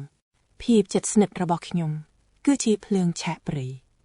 រដង្ហើមហាក់ដូចជាទាញខ្ញុំចូលទៅជិតនាងថែមទៀតដោយដុតបញ្ឆេះភ្លើងនាងបានទប់ឈ្មោះរបស់នាងជាយូរមកហើយការអធិស្ឋានខ្សឹបខ្សឹបទល់នឹងបបូរមាត់របស់ខ្ញុំបានคล้ายជាមុនអាគមរបស់ខ្ញុំសំឡេងខ្ញុំដកដង្ហើមចេញពីសំឡេងនៃការស្ទាបអង្អែលដ៏ទន់ភ្លន់ដែលធ្វើឲ្យនាងព្រឺរងពេញរាងកាយខ្ញុំបានចូលទៅជិតនាងថែមទៀតវត្តមានរបស់ខ្ញុំគឺជាការដុតដានដែលដកជាប់ក្នុងការចងចាំរបស់នាងរាល់ដង្ហើមដែលខ្ញុំដកដង្ហើមបានលាយឡំជាមួយដង្ហើមរបស់នាងដែលជាភ្ញៀវ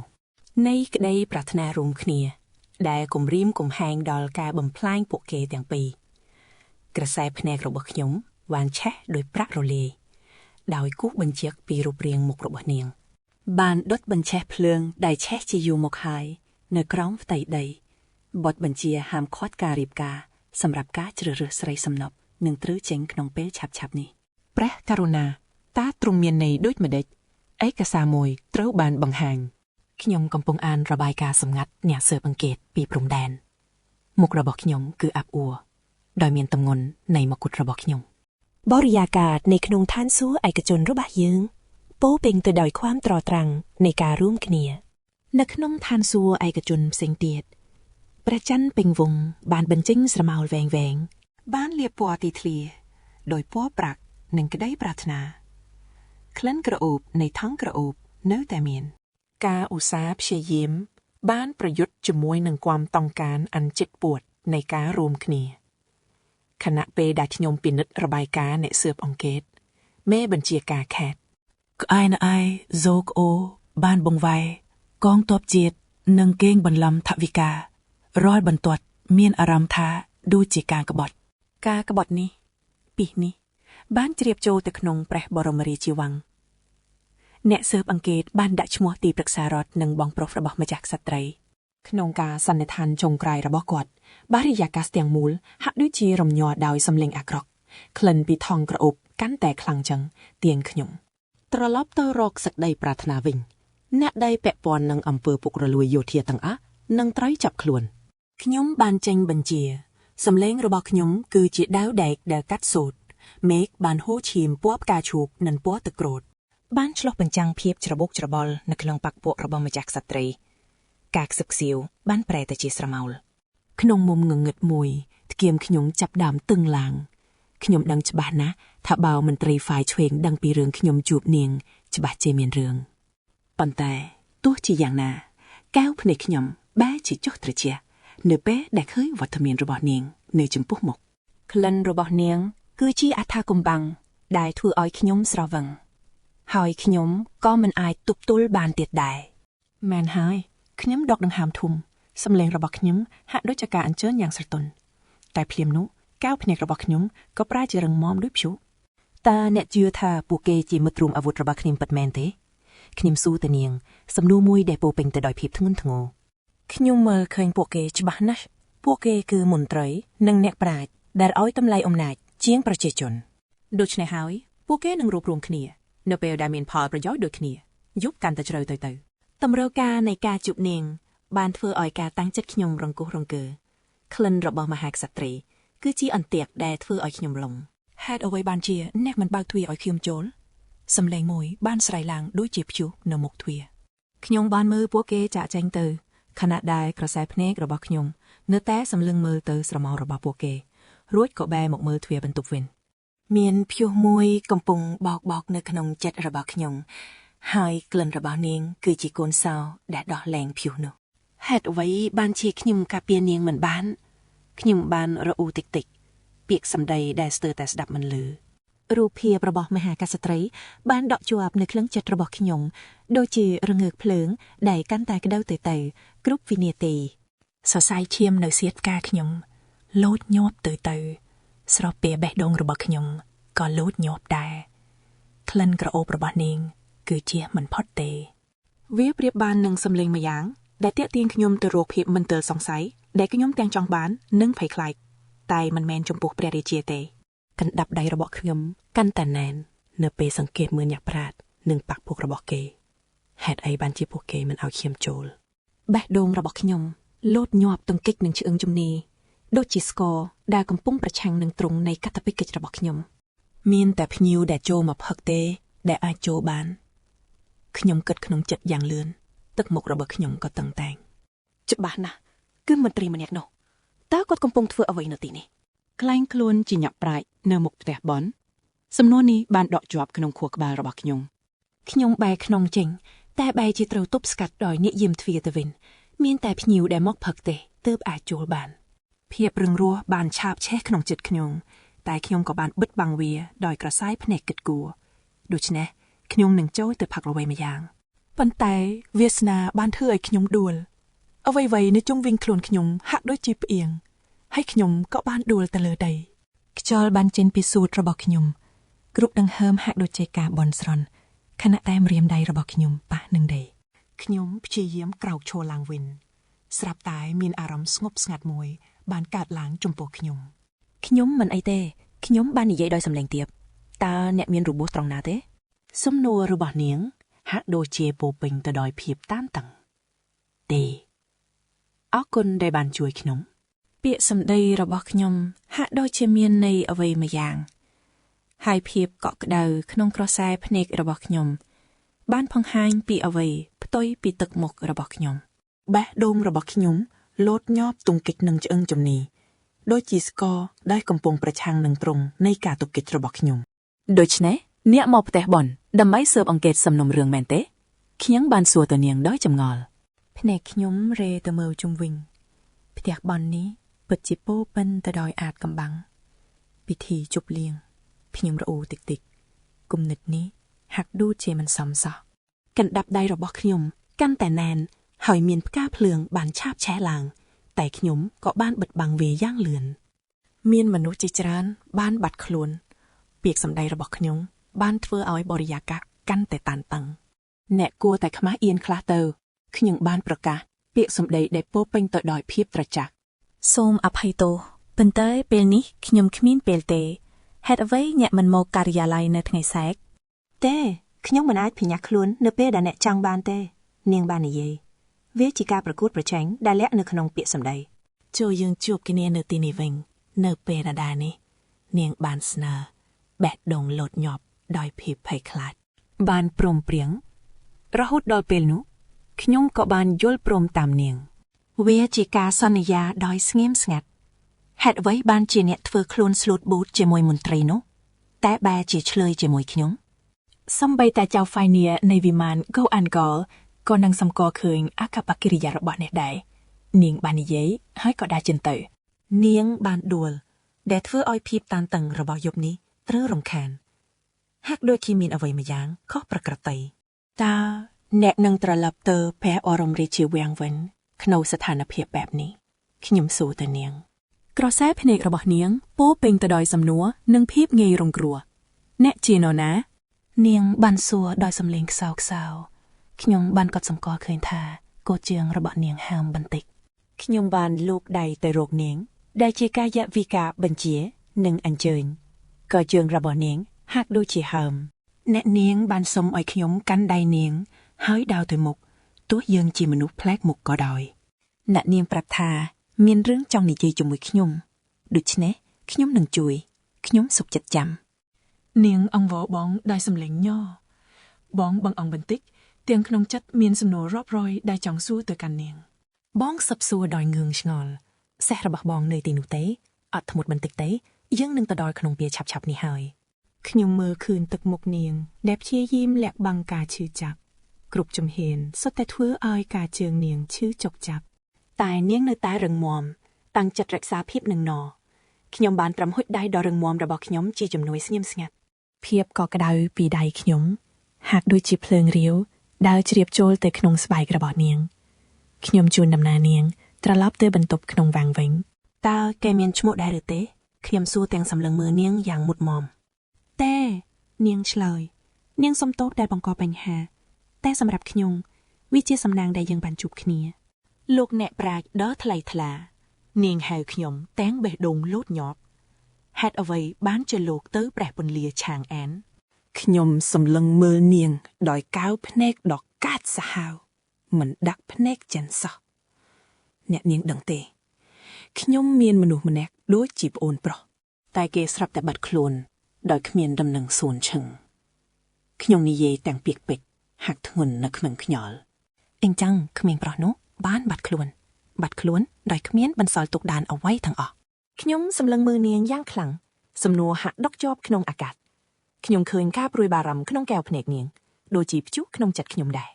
ខ្ញុំគិតថាប្រហែលជាមានទំនាក់ទំនងអ្វីមួយនាងខ្សឹបប្រាប់លទ្ធភាពនេះធ្វើឲ្យឈឹងខ្នងខ្ញុំទាំងមូលព្រឺខ្ញាក់ខ្ញុំអោនទៅក្បែរនាង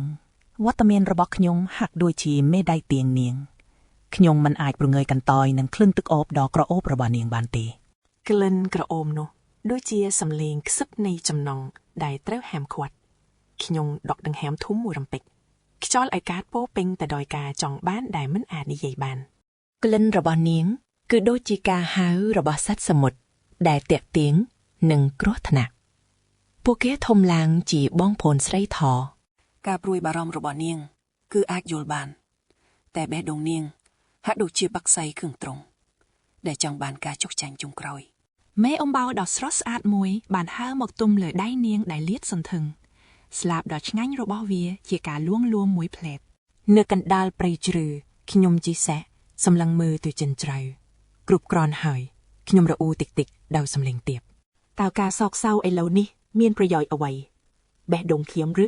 ភ្លើងមួយបានឆេះឡើងក្នុងចិត្តខ្ញុំម្ចាស់កាស្ត្រៃបានសំចុះប៉ុន្តែខ្ញុំជាស្ដេចបានចេញពីរត់តែហើយរារាំងផ្លូវរបស់នាង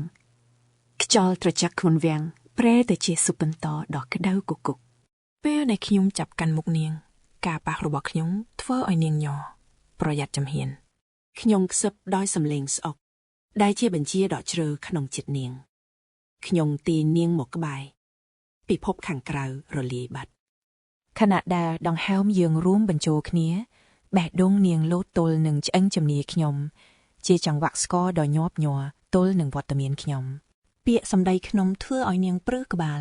ខ្យល់រាត្រីដ៏ត្រជាក់ផ្ទុយពីភ្លើងនរកដែលឆាបឆេះក្នុងខ្លួននាងថ្ងៃនេះខ្ញុំពិតជាជំពាក់អ្នកនាងច្រើនណាស់ខ្ញុំសារភាពដោយសំឡេងទាបម្ចាស់ក្សត្រីភ្ញាក់ផ្អើលនឹងចំណាប់អារម្មណ៍របស់ខ្ញុំសូមទោសនាងខ្សឹប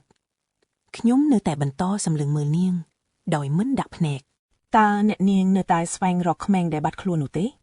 ខ្ញុំសួរដោយសំឡេងដែលនាងមិនអាចយល់បានថ្ពួលនាងឡើងក្រហមតិចតិចតើអ្នកគិតដូច្នេះមែនទេនាងឆ្លើយដោយដង្ហើមខ្លីៗការសម្លឹងមើលដ៏ខ្លាំងរបស់ខ្ញុំធ្វើឲ្យនាងមានអារម្មណ៍ថាប្រលឹងយើងបានផ្សារភ្ជាប់គ្នាអ្វីដែលខ្ញុំចង់និយាយគឺប្រសិនបើយើងស៊ើបអង្កេតបន្ថែមយើងត្រូវស្វែងរកភស្តុតាងរឹងមាំមួយចំនួនសំឡេងទូប្រឹក្សាខ្ញុំបានបន្លឺឡើងរំខានដល់គំនិតខ្ញុំលោកនិយាយត្រូវនោះគួរតែធ្វើឲ្យពួកគេធ្វើសកម្មភាពបានត្រឹមត្រូវអង្គខេរៈម្ចាស់ក្សត្រីឆ្លើយតបពាក្យសម្ដីគាត់ដូចជាសំណួរប្រហែលហើយខ្ញុំឆ្លើយយ៉ាងស្រទន់ភ្នែកខ្ញុំភ្លឹកបេះដូងខ្ញុំនៅតែលោតញាប់ថ្ងៃស្អែកខ្ញុំនឹងដើរតាមដានអ្នកដែលបាត់ខ្លួនប៉ុន្តែគំនិតខ្ញុំលើតែស្ថិតលើនារីដែលនៅចំពោះមុខខ្ញុំដោយការសម្លឹងមើលចុងក្រោយ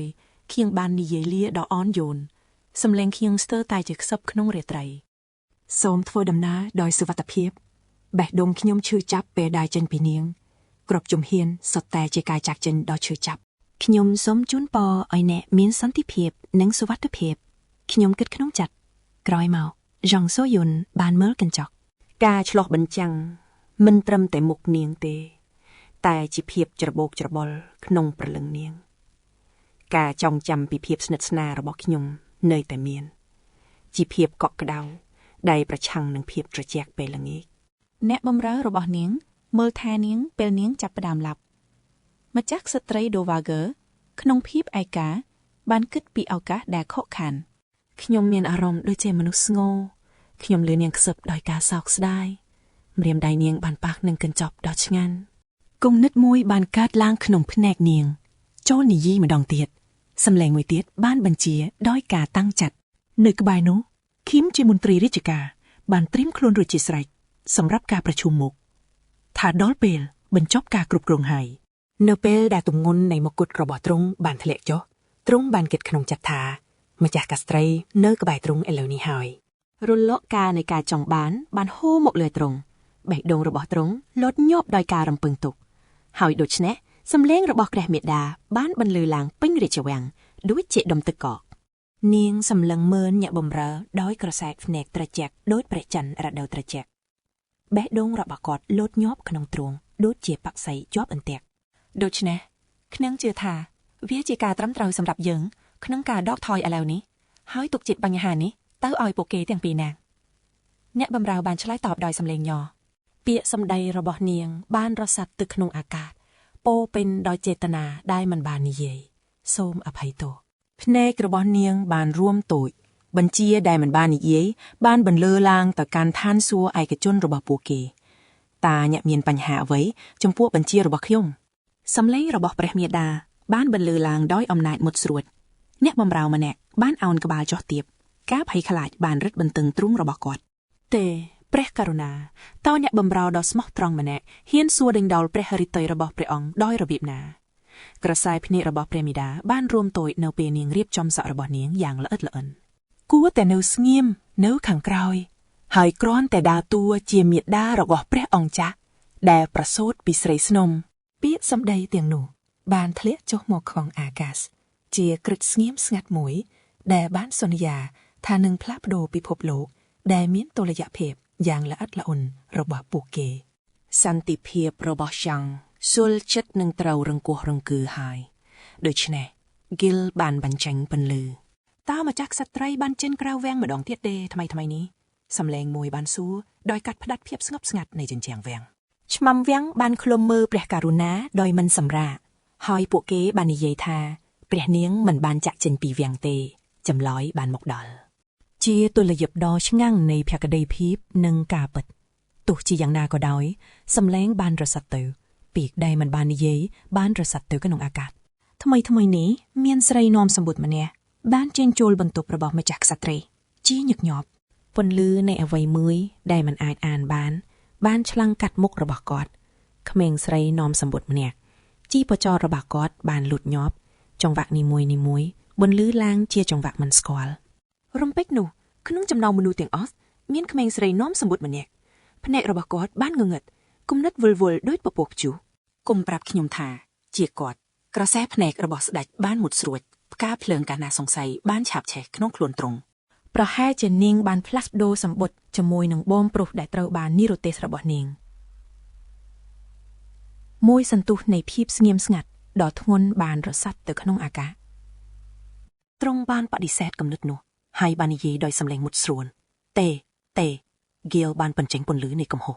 ភ្នែករបស់គាត់មិនបានបង្ហាញអ្វីសោះប៉ុន្តែចិត្តរបស់គាត់បានរត់លឿនដោយទន្លេចរន្តនីមួយទាញគាត់ឲ្យចូលទៅក្នុងភាពមិនប្រកបប្រជាកាន់តែជ្រៅទ្រង់បានលើកថង់ក្រអូបឡើងព្យុះមួយបានកើតឡើងនៅពីក្រោយភ្នែកដ៏ស្ងាត់ស្ងាត់របស់ទ្រង់មើលទៅខៀវបានមើលស្រាលម្ចាស់កាត្រីខ្លាំងពេកហើយអាកាសបានប្រេះបែកដោយគំនិតដែលមិនបាននិយាយរបស់ទ្រង់ពិតណាស់ទ្រង់បានគិតដោយមានការកោតសរសើរបន្តិចបន្តួចនៅក្នុងពាក្យសម្ដីរបស់ទ្រង់នាងមិនមែនជាមនុស្សដែលអង្គុយស្ងៀមនោះទេការយល់ដឹងថ្មីមួយបានធ្លាក់មកលើទ្រង់ធ្ងន់ដូចមកុដដែលទ្រង់ពាក់ទ្រង់បានបង្វែរក្រសែភ្នែកទៅកាន់សួនច្បារជាកន្លែងដែលនាងបានធ្វើចលនាជាម្ចាស់ក្សត្រីដ៏អាថោកកំបាំងនៅក្នុងនគរដែលទ្រង់គិតថាទ្រង់ស្គាល់សំឡេងខ្សឹបខ្សៀវនៃការសំគំនិតបានរសាត់ទៅខាងអាកាសបុរសរបស់ស្ដេចបាននិយាយអំពីរឿងបន្ទាន់អ្នកបំប្រាដែលបាត់ខ្លួនពាក្យសម្ដីរបស់ពួកគេដូចជាព្យុះដែលកំពុងប្រមូលផ្ដុំប៉ុន្តែសូម្បីតែដំណឹងដ៏អាក្រក់បែបនេះក៏មិនអាចលុបបំបាត់ការចងចាំបានទាំងស្រុងដែរในភ្នែករបស់ស្វានរបៀបដែលពន្លឺបានចាប់យកស្នាមអុចពណ៌លឿងនៅក្នុងនោះទ្រង់បានរកឃើញថាខ្លួនទ្រង់កំពុងរសាត់ត្រឡប់ទៅកាន់ពេលនោះវិញដៃរបស់ពួកគេបានជួបគ្នានៅកណ្ដាលផ្កាសាគូរ៉ាដែលកំពុងរីកសាផាំងភាពកក់ក្ដៅបានរីកក្នុងទ្រូងរបស់ទ្រង់ប្រឆាំងនឹងភាពត្រជាក់នៃអំពើពុករលួយក្នុងរាជវាំងតើពួកគេបានចែករំលែកអ្វីមួយពិតប្រាកដឬវាគ្រាន់តែជាសុបិនបកចេញពីខ្យល់ក្រអូបក្រសែភ្នែករបស់ទ្រង់បានស្រទន់ភាពកក់ក្ដៅបានសាយភាយពេញខ្លួនទ្រង់ដូចជាថ្ងៃរ៉ាលើទេសភាពដែលកក់គុំយំទ្រង់បានខ្សឹបដោយសំឡេងទាបស្រួលស្ដាប់ធរណីមាត្រប្រច័ណ្ឌនិងមានសុវត្ថិភាពពាក្យសម្ដីទាំងនោះមានអារម្មណ៍ដូចជាការសន្យាជាខែលប្រឆាំងនឹងព្យុះនៃអំពើពុករលួយក្នុងរាជវាំងភាពងាយរងគ្រោះរបស់នាងបានធ្វើឲ្យទ្រង់អស់សង្ឃឹមដោយដាស់អ្វីមួយនៅក្នុងខ្លួនទ្រង់ដែលបាននៅស្ងៀមជាយូរមកហើយតើទ្រង់ពិតជាអាចផ្ដល់ការសម្រាលទុកដល់នាងបានទេឬទ្រង់គ្រាន់តែជាកប៉ាល់មួយបានបាត់បង់នៅក្នុងសមុទ្រកំពុងស្វែងរកបង្គោលភ្លើងនៅក្នុងភ្នែករបស់នាងអញ្ចឹងទ្រង់ពិតជាមែនទេនាងបានសួរដោយសំឡេងស្ទើរតែខ្សឹបសំណួររបស់នាងបានរសាត់ទៅក្នុងអាកាសផុយស្រួយដូចផ្ការដូវជាជាក់ទម្ងន់នៃមកុដរបស់ក្នុងនិងសម្ពាធមិនចេះចប់ពីសំណាក់ពូបមន្ត្រីក្នុងវាំងហាក់បីដូចជារលាយបាត់អស់នៅចំពោះមុខពាក្យអង្វរកយ៉ាងស្មោះស្ម័គ្ររបស់នាងភាពកក់ក្ដៅមួយបានរីកដុះដាលក្នុងទ្រូងរបស់ខ្ញុំប្រៀបដូចជាពន្លកដ៏ទន់ភ្លន់ដែលកំពុងរុញច្រានចេញពីដីដ៏ត្រជាក់នៃភារកិច្ចពេលនោះខ្ញុំទើបតែដឹងថាខ្ញុំត្រូវការពារនាងខ្លាំងប៉ុណ្ណាក្រោយមកនៅតាមច្រកផ្លូវដ៏ងងឹតស្រមោលក៏បានរំនៅជុំវិញពួកមន្ត្រីក្នុងវាំង សំឡេងខ្សឹបខ្សៀវរបស់ពួកគេគឺខុសគ្នាស្រឡះពីភាពច្របូកច្របល់ដែលកំពុងកើតឡើងនៅក្នុងចិត្តរបស់ខ្ញុំចាប់ផ្ដើមមានមន្ទិលសង្ស័យខ្ញុំបានឮពាក្យសម្ដីខ្សឹកខ្សៀវដែលពោពេញទៅដោយល្បិចកលក្នុងរាជវាំងខ្ញុំនឹងផ្លាស់ទៅរស់នៅបន្ទប់របស់មហេសីវិញគំហឹងនៃភាពជាម្ចាស់បានហូរចូលពេញខ្លួនប្រាណរបស់ខ្ញុំដូចជាមាសរាវដែលកំពុងកក់នៅក្នុងសរសៃឈាមរបស់ខ្ញុំអញ្ចឹងគ្រាន់តែគិតដល់នាងនិងក្លិនស្បែកដ៏ក្រអូបរបស់នាងក៏ធ្វើឲ្យក្តីប្រាថ្នារបស់ខ្ញុំរីកដុះដាលយ៉ាងខ្លាំងនៅក្នុងចិត្តដែរខ្ញុំបានឮថាព្រះនាងម្ចាស់តែងតែប្រូសម្ពុតជាមួយបងប្រុសរបស់នាងតើវាជារឿងនេះមែនទេតើនាងជាចារបុរសមែនទេគ្រាប់ពូជនៃមន្ទិលសង្ស័យចាប់ដៅដុះឡើងក្នុងចិត្តរបស់ខ្ញុំប៉ុន្តែខ្ញុំបានបោះបង់គំនិតនោះចោលយ៉ាងលឿនបំផុតបេះដូងរបស់ខ្ញុំគឺមានតែការប្រាថ្នាចង់បាននាងម្នាក់ប៉ុណ្ណោះភាពស្ងប់ស្ងាត់របស់ខ្ញុំបានរង្គោះរង្គើហើយកំហឹងក៏កើតមានក្នុងភ្នែកប៉ប្រាក់តើអ្នកហ៊ានជាសេះបង្ហាញភាពស្និទ្ធស្នាលបែបនេះឬសម្ដីរបស់ខ្ញុំមុតស្រួចណាស់ប៉ុន្តែជ្រៅទៅក្នុងនោះគឺមានភាពញ័ររន្ធត់និងអារម្មណ៍ដែលលាក់កំបាំងសម្ដីនាងនៅតែបន្លឺក្នុងចិត្តខ្ញុំគឺថាព្រះមហេសីបានប្រគល់សេះនេះឲ្យទូលបង្គំចៅពីលពិតមែនភាពមិនស្រណុកក្នុងចិត្តបានកើតឡើងនៅពេលខ្ញុំដើរកាត់បន្ទប់ទាំងនោះខ្ញុំដឹងថាព្រះមហេសីមិនមែនជាមនុស្សដែលចាប់អារម្មណ៍នឹងរបស់ក្រៃខ្លួនទេនាងមិនចាប់អារម្មណ៍នឹងគ្រឿងអលង្ការទេហើយវាក៏មិនមែនជារឿងល្អដែរព្រោះនាងមិនដែលទទួលបានវាច្រើនសោះខ្ញុំក៏នឹកដល់នាងម្ដងទៀតប្រសិនបើខ្ញុំធ្វើអ្វីខុសនាងអាចសួរខ្ញុំឲ្យបង្ហាញការពិតបានចេញទៅភ្លាមបើកវាទៅសំឡេងរបស់លីស៊ីហ៊ុនបញ្ជាយ៉ាងម៉ឺងម៉ាត់ប៉ុន្តែវាបង្កប់ដោយភាពញ័ររន្ធត់ខណៈដែលម្រាមដៃរបស់នាងម្រាមដៃដ៏ស្រលូនរបស់នាងញ័រទៅត្រួតនៅពេលនាងស្រែកចំណងសូត្រនោះខ្ញុំឆ្ងល់ថាតើនាងគិតថាខ្ញុំនឹងព្រមលែងនាងទៅមែនទេទ្រង់ប្រហែលជានឹងឈប់ព្រោះទ្រង់បានធ្វើឲ្យខ្ញុំភ័យខ្លាចរួចទៅហើយសូយំគិតក្នុងចិត្តទាំងកំពុងលុតជង្គង់នៅចំពោះខ្ញុំស្រមោលបាំងលាបលើផ្ទៃមុខរបស់នាងដែលពោពេញដោយមន្ទិលហាក់ដូចជាកំពុងសួរថាតើសៀវភៅទាំងនេះមែនទេដែលខ្ញុំកំពុងរងចាំបរិយាកាសពោពេញដោយសំណួរដែលមិនតាន់បានឆ្លើយនិងភាពតានតឹងខ្ញុំឮថាព្រះមហេសីចូលចិត្តអានសៀវភៅណាស់ប្រហែលជាបងប្រុសរបស់នាងបានផ្ញើសៀវភៅឲ្យនាងជាមួយសម្ពុតទាំងនោះខ្ញុំបានសួរខ្លួនឯងថាតើវាជាការពិតមែនទេ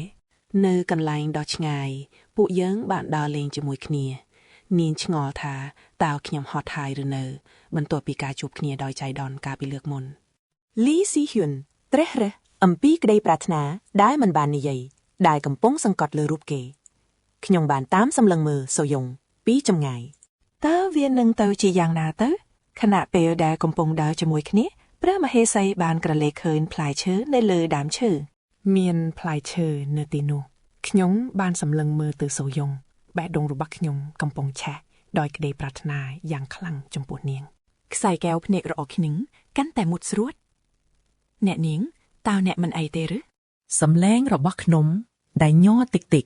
គឺមានបន្លឺឡើងសម្រាប់តែនាងប៉ុណ្ណោះនាងក៏បានងក់ក្បាលយល់ព្រមតិចតិចមកកាន់ខ្ញុំវិញខ្ញុំសម្លឹងមើលនាងយ៉ាងយកចិត្តទុកដាក់ហើយឃើញស្បែករបស់នាងប្រែជាក្រហមព្រឿងអារម្មណ៍ចង់ការពារនាងបានផ្ទុះឡើងក្នុងចិត្តខ្ញុំវាគឺជាការតស៊ូជាមួយសភាវកិច្ចដែលចង់នៅក្បែរនាងដៃដែលធ្លាប់តែកាន់អំណាចរបស់ខ្ញុំក៏បានលូកទៅរកនាងយ៉ាងថ្នមបំផុតខ្ញុំដឹងថាអ្នកពោពេញដោយថាមពលប៉ុន្តែអ្នកអាចនឹងរងរបួសបាន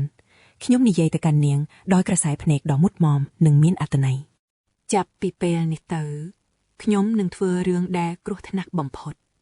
តើផ្ទះបារបស់អ្នកនៅឯណាឲ្យប្រាអត់ខ្ញុំនឹងជួអ្នកត្រឡប់ទៅវិញព្រោះពេលនេះយប់ណាស់ហើយនាងនៅតែស្ងៀមស្ងាត់ហាក់ដូចជាកំពុងគិតអ្វីមួយយ៉ាងដែលពិបាកនិយាយក្នុងចិត្តរបស់នាងហាក់ដូចជាមានព្យុះកំពុងបោកបក់ប្រសិនបើខ្ញុំរត់ចេញពីទីនេះរឿងរ៉ាវប្រកាសជាកាន់តែធ្ងន់ធ្ងរមិនខានប៉ុន្តែតើខ្ញុំជាមនុស្សអាត្មានិយមមែនទេដែលចង់ស្វែងរកសុភមង្គលផ្ទាល់ខ្លួនមុនសម្លេងរបស់ខ្ញុំបានកាត់ផ្តាច់ការគិតរបស់នាងនៅកណ្ដាលស្រមោលនៃភៀមងងឹតដែលកំពុងក្របដណ្ដប់ខ្ញុំក៏បានសួរនាងថាតើអ្នកបានរត់ចេញពីផ្ទះមែនទេខ្ញុំបានសម្លឹងមើលនាងយ៉ាងយូរតាមពិតទៅខ្ញុំគឺជីនសូយ៉ុងនាងបានសារភាពប្រាប់ខ្ញុំដោយសម្លេងខ្សឹបយ៉ាងស្រទន់ភ្លាមនោះ ក្រុមអង្គរៈស្រែកវាំងក៏បានមកដល់ពួកគេបានទៅតាមផ្លូវនោះសំឡេងស្រែករបស់ពួកគេបានបំផ្លាញភាពស្ងប់ស្ងាត់ បុរសម្នាក់នោះបានចាប់ជំរិតមហេសីរបស់ខ្ញុំអង្គរៈម្នាក់ទៀតបានស្រែកឡើងមិនអីទេពេលនេះបងនៅទីនេះជាមួយអូនហើយវាគឺជាជីវិតរបស់ខ្ញុំដូច្នេះវាមិនសំខាន់ទេទោះខ្ញុំធ្វើអីនៅពេលនេះក៏ដោយនាងបានស្រែកឡើង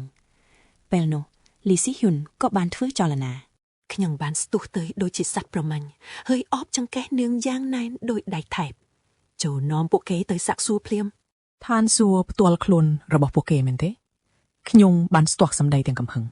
ហើយបេះដូងរបស់ខ្ញុំបានលោតញាប់ដូចជាស្គរដែលកំពុងវាយសង្គ្រាម ក្លិនក្រអូបពីខ្លួនរបស់មហេសី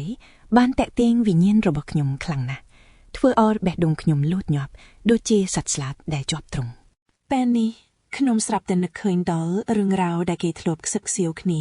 អំពីវីរភាពកាលពីមុនតើវាអាចទៅរួចដែរឬទេខ្ញុំបានងាកមកសម្លឹងមើលស្ត្រីដែលនៅចំពោះមុខខ្ញុំម្ដងទៀតមហេសីរបស់ខ្ញុំនាងពិធីស្រស់ស្អាតដូចជាទេពធីតាចុះពីលើមេឃអញ្ចឹង បងមានអារម្មណ៍ស្រេកឃ្លានយ៉ាងខ្លាំងជាការស្រេកទឹកដែលមានតែនាងមញ្ញាគុតអាចជួយបងបានរហូតដល់បេះដូងបងរញ្ជួយ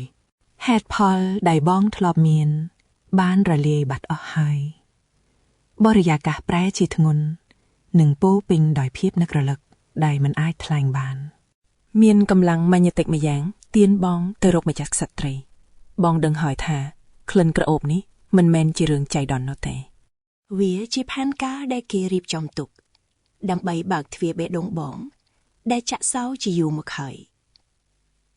បេះដូងបងលោតដូចស្កររុញច្រានបងទៅមុខ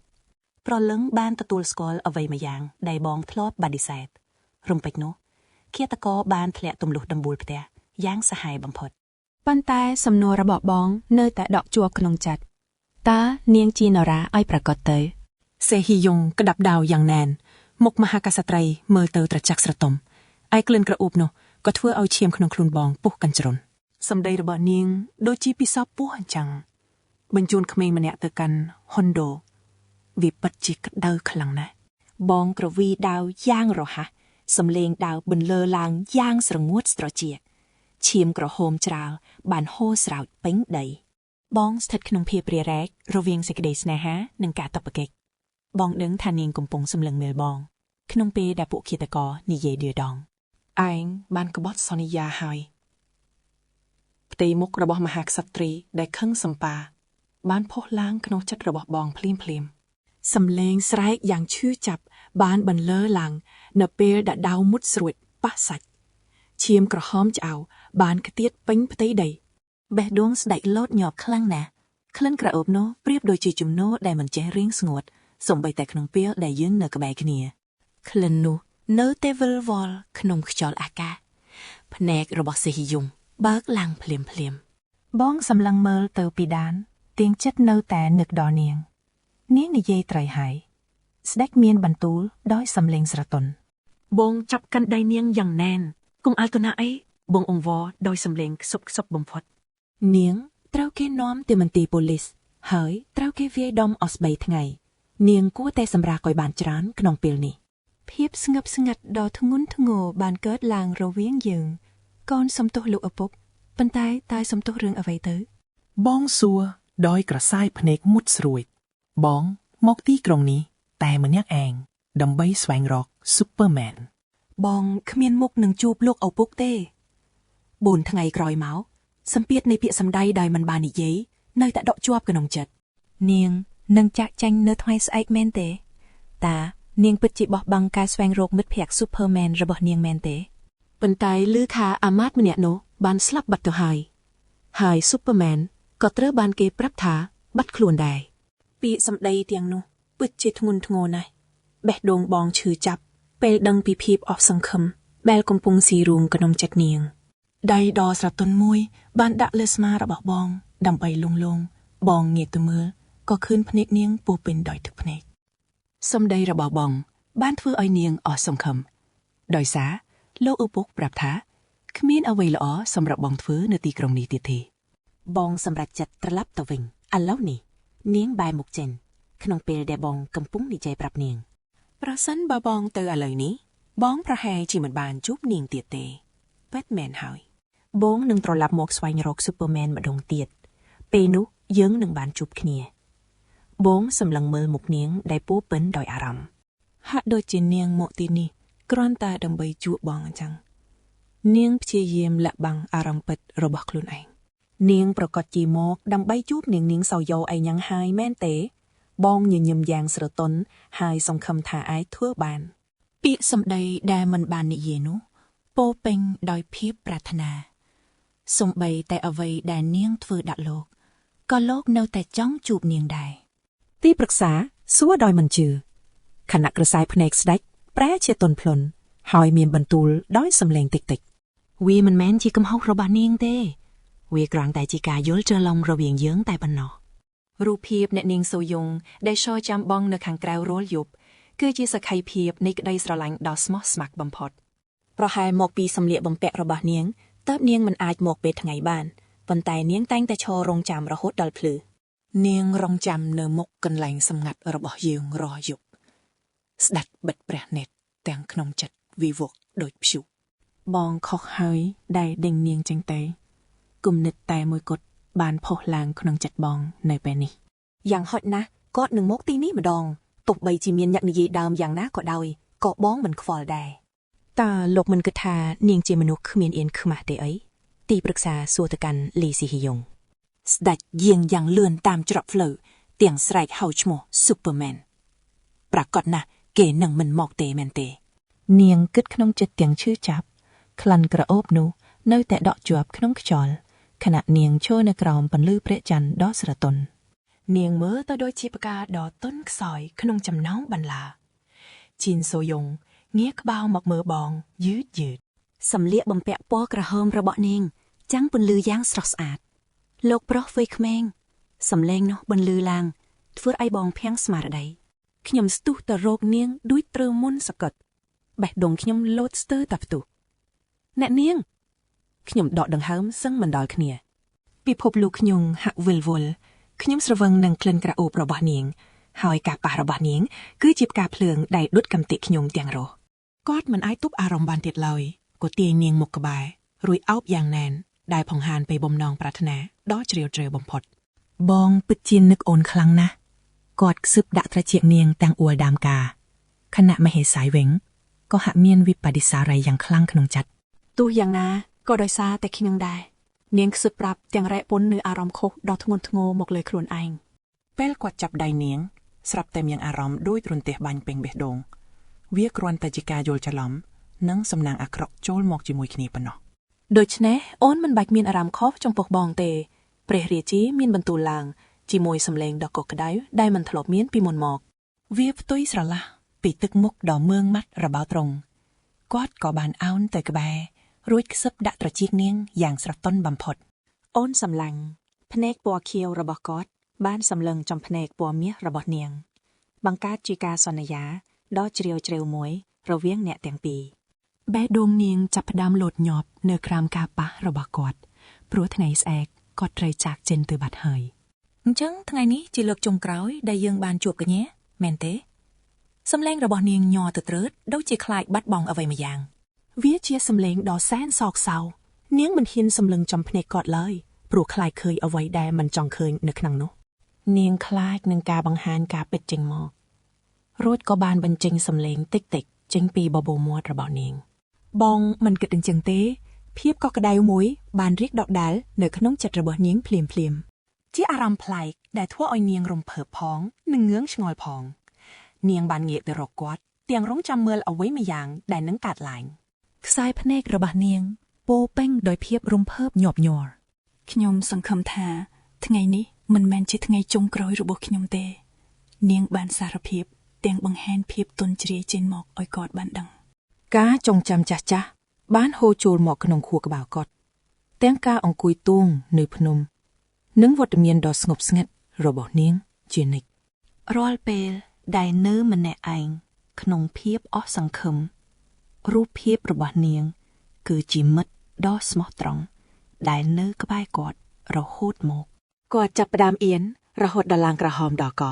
ប្រហែលជាតាំងពីពេលដំបូងដែលបងបានឃើញអូននៅកន្លែងតូងនោះមកម្ល៉េះគាត់បានសារភាពទាំងអ៊ូលដើរមកបេះដូងដោយធ្លាប់តែរឹងមាំឥឡូវនេះប្រែជាលោតញាប់ខ្លាំងណាស់ជាការស្រេកឃ្នានចង់រស់នៅក្បែរគ្នាជានិច្ចព្រលឹងរបស់គាត់បានសម្រេចចិត្តជ្រើសរើសយកនាងតាំងពីយូរមកហើយពាក្យសារភាពដ៏ស្រទន់របស់នាងបានរៀកស្គុះស្កាយក្នុងចិត្តបងថាអូនស្រឡាញ់បងគាត់ស្ទើរតែថប់ដង្ហើមជាមួយនឹងបំណងប្រាថ្នាដ៏ខ្លាំងក្លាប្រសិនបើបងធ្វើឲ្យអូនភ័យខ្លាចនៅពេលនេះសំឡេងរបស់គាត់ប្រែជាប្លែកពីមុនឆ្ងាយណាស់បេះដូងគាត់កំពុងតែលូតញាប់ដូចជាវីស្ករអញ្ចឹងដែរជាការប្រាថ្នាចង់បានដែលកើតចេញពីក្នុងចិត្តគាត់បានទាញនាងមកក្បែរហើយពិភពលោកទាំងមូលហាក់ដូចជារលាយបាត់អស់គឺមានតែរូបនាងម្នាក់គត់ក្លិនសក់របស់នាងពិតជាធ្វើឲ្យគាត់ឆ្លុះវង្វេងខណៈបបោមាត់គាត់ប៉ះត្រចៀកនាងតិចៗបងនឹកអូនខ្លាំងរហូតដល់គេងមិនលក់ពេញមួយយប់គាត់បាននិយាយពាក្យសារភាពដ៏ផ្អែមល្ហែមបំផុតចេញមកតែមិននឹកស្មានថាអូនក៏មានអារម្មណ៍ដូចបងដែរតើមានពេលណាដែលបងមានក្តីសុខជាងពេលនេះទៀតទៅផ្ទៃមុខរបស់នាងពោពេញដោយអារម្មណ៍រំភើបហាក់ដូចជាមានពន្លឺចេញពីខ្លួនបង្ហាញមកឲ្យឃើញអញ្ចឹងដៃរបស់គាត់ញ័រទៅត្រើតទៅអង្អែលមុខនាងយ៉ាងថ្នមបន្ទាប់មកបបួមាត់អ្នកទាំងពីរក៏បានប៉ះគ្នាយ៉ាងផ្អែមល្ហែមបំផុតវាគឺជាការរួមបញ្ចូលគ្នានៃបំណងប្រាថ្នានិងការសន្យាថានឹងនៅក្បែរគ្នាជារៀងរហូតមិនប្រែប្រួលបងប្រកាសជានឹងត្រឡប់មកទីក្រុងវិញដើម្បីជួបអូនម្ដងទៀតគាត់បានសន្យាទាំងដង្ហើមដង្ហក់ក្បែរនាងបេះដូងនាងលូតញាប់ដូចសត្វស្លាប់ជាប់អន្ទាក់តើញាក់មានន័យបែបនោះមែនទេនាងសួរទាំងសំឡេងញ័រទៅត្រែតរីឯគាត់ក៏ឆ្លើយតបយ៉ាងច្បាស់ថាពិតណាស់បងមិនកុហកអូនឡើយថ្ពាល់របស់គាត់ឡើងក្រហមដែលបង្ហាញពីអារម្មណ៍ពិតបងនឹងនឹកអូនខ្លាំងណាស់រហូតដល់ចង់រត់មកជួបអូនរាល់យប់តែម្ដងខ្ញុំនឹងជឿជាក់លើពាក្យសន្យានេះហើយរងចាំអ្នកជានិច្ចប៉ុន្តែអ្នកត្រូវតែរក្សាពាក្យសន្យានេះឲ្យបានណាព្រះរាជាបានយាងចូលមកដល់ជាមួយអំណាចដ៏ខ្លាំងក្លាពួកមន្ត្រីទាំងឡាយបាននាំគ្នាឱនក្បាលគោរពយ៉ាងស្ងៀមស្ងាត់បំផុតល្មមឲ្យលីសាគាត់បានប្រកាសឡើងជាមួយនឹងសម្លេងដ៏មានអំណាចនិងម៉ឺងម៉ាត់បំផុតទ្រង់មិនបានមកដើម្បីធ្វើពិធីអ្វីឡើយគឺគ្រាន់តែចង់មកសម្រាប់ក្បែរមហេសីមួយរយៈដើម្បីរងាប់ចិត្តប៉ុណ្ណោះគាត់បានប្រាប់ឲ្យគ្រប់គ្នាឈប់ធ្វើអ្វីទាំងអស់ហើយនៅឲ្យស្ងៀមដូចជាមិនមានវត្តមាននៅទីនេះអញ្ចឹងដែរខ្សែភ្នែករបស់គាត់ប្រែជាទន់ភ្លន់ភ្លាមសម្រាប់គាត់គឺមានតែនាងម្នាក់គត់ដែលសំខាន់បំផុតនៅពេលនេះបើអ្នកណាហ៊ានមករំខានពេលនេះបងនឹងដាក់ទណ្ឌកម្មឲ្យធ្ងន់ធ្ងរបំផុតសំឡេងគាត់ទេពតែមានអំណាចខ្លាំងណាស់ពួកមន្ត្រីនាំគ្នាភ័យអរនិងលួចមើលមុខគ្នាព្រះករុណាថ្លៃវិសេសម្នាក់ក្នុងចំណោមពួកគេក៏បានឆ្លើយតបវិញយ៉ាងញញើតសូម្បីតែសំឡេងខ្សឹបក៏ហាក់ដូចជាខ្លាំងពេកដែរចំណែកមហេសីសូយ៉ាងក៏ចាប់ផ្ដើមចាប់អារម្មណ៍ពីភាពមិនប្រក្រតីនេះតើព្រះរាជាកំពុងធ្វើអ្វីហ្នឹងហេតុអ្វីបានជាមិនមានសំឡេងអ្វីសោះហើយក៏មិនមានរៀបចំតែឬស្រាដែរនាងបានត្រឹមតែឆ្ងល់ក្នុងចិត្តម្នាក់ឯងព្រោះវាជារឿងដែលចម្លែកខ្លាំងណាស់សម្រាប់នាងនៅថ្ងៃនេះទ្រង់គ្រាន់តែបញ្ជាមិនឲ្យអ្នកណាចូលរំខានឡើយខណៈមន្ត្រីម្នាក់ខ្សឹបខ្សៀវទាំងបារម្ភថាទ្រង់គ្រាន់តែចង់សម្រាកយ៉ាងស្ងប់ស្ងាត់ជាមួយមហេសីតែប៉ុណ្ណោះអ្នកផ្សេងទៀតក៏គិតដែរថាសម្រាប់ជាមួយមហេសីដោយស្ងប់ស្ងាត់ឬរឿងដែលពិបាកស្មាននិងរំជួលចិត្តបំផុតក្នុងលោកនេះបើតាមគេគិតគឺទំនាក់ទំនងរវាងបរិសនិងស្ត្រីនឹងឯងមិនចម្លែកទេបើស្នេហានឹងកើតឡើងទោះបីជាត្រូវបង្ខំចិត្តតាំងពីដំបូងក៏ដោយសម្ដេចម៉ែឆ្ងើក្នុងចិត្តថាហេតុអ្វីបានជាយើងមើលរំលងចំណុចផ្លាស់ប្ដូរដ៏សំខាន់ដែលមិនគួរឲ្យកើតមានបែបនេះទៅវិញភ្នែកគាត់សម្លឹងទៅកញ្ចប់ក្រអូបនោះសំណួរដ៏ធ្ងន់ធ្ងរបានអណ្ដែតឡើងយប់នេះឬពិតមែនហើយត្រូវតែយប់នេះហើយត្រូវតាមដានឲ្យដឹងថាពួកគេនិយាយអ្វីខ្លះពេលនៅជាមួយគ្នាឆ្លូបយកការត្រូវបានបញ្ជាដើម្បីចង់ដឹងពីបរិយាកាសផ្អែមល្ហែមនោះខ្ញុំត្រូវតែជីកកក់កាយឲ្យឃើញពីបេះដូងពិតរបស់ពួកគេមនុស្សពីរនាក់ឈរមើលយ៉ាងស្ងៀមស្ងាត់សង្កេតមើលរាល់សកម្មភាពសម្ដេចម៉ែបញ្ចេញទឹកមុខយ៉ាងត្រជាក់ស្រជុំប៉ុន្តែទោះបីពួកគេមានបំណងអ្វីក៏ដោយគ្រប់យ៉ាងត្រូវចដៅតាមផែនការដែលខ្ញុំចង់បានទាំងអស់ភ្នែកគាត់ចាំងពន្លឺយ៉ាងមុតមមជាមួយនឹងការជឿជាក់លើល្បិចកលដែលខ្លួនបានរៀបចំទុកយ៉ាងច្បាស់លាស់បំផុតស្រមោលអថាកំបាំង បាំងពីលើល្បិចកលទាំងឡាយបើអ្នកកំពុងស្ដាប់ដល់ត្រង់នេះអ្នកគឺជាអ្នកគាំទ្រលំដាប់កំពូល 1% ដែលតាមដានសាច់រឿងដល់ចប់ ស្ដាប់ណាមិត្តភ័ក្តិការធ្វើឲ្យតួអង្គមានជីវិតវាមិនមែនជារឿងងាយទេពួកយើងចំណាយពេលជាច្រើនម៉ោងដើម្បីរៀបរាប់វីដេអូនេះឲ្យល្អបំផុតដើម្បីឲ្យអ្នកទទួលបទពិសោធន៍ដ៏អស្ចារ្យបើអ្នកពេញចិត្តសូមជួយចុច like និងចុច subscribe ម្នាក់មួយផងដើម្បីជាកម្លាំងចិត្តវាឥតគិតថ្លៃសម្រាប់អ្នកប៉ុន្តែវាមានតម្លៃធំធេងសម្រាប់ខ្ញុំសូមស្វាគមន៍មកកាន់គ្រួសារនេះម៉ាន់ហ្វារបស់ពួកយើងឥឡូវនេះត្រៀមខ្លួនទៅព្រោះភាគបន្តទៀតនឹងកាន់តែជក់ចិត្តនិងរំជួលចិត្តខ្លាំងជាងនេះទៅទៀត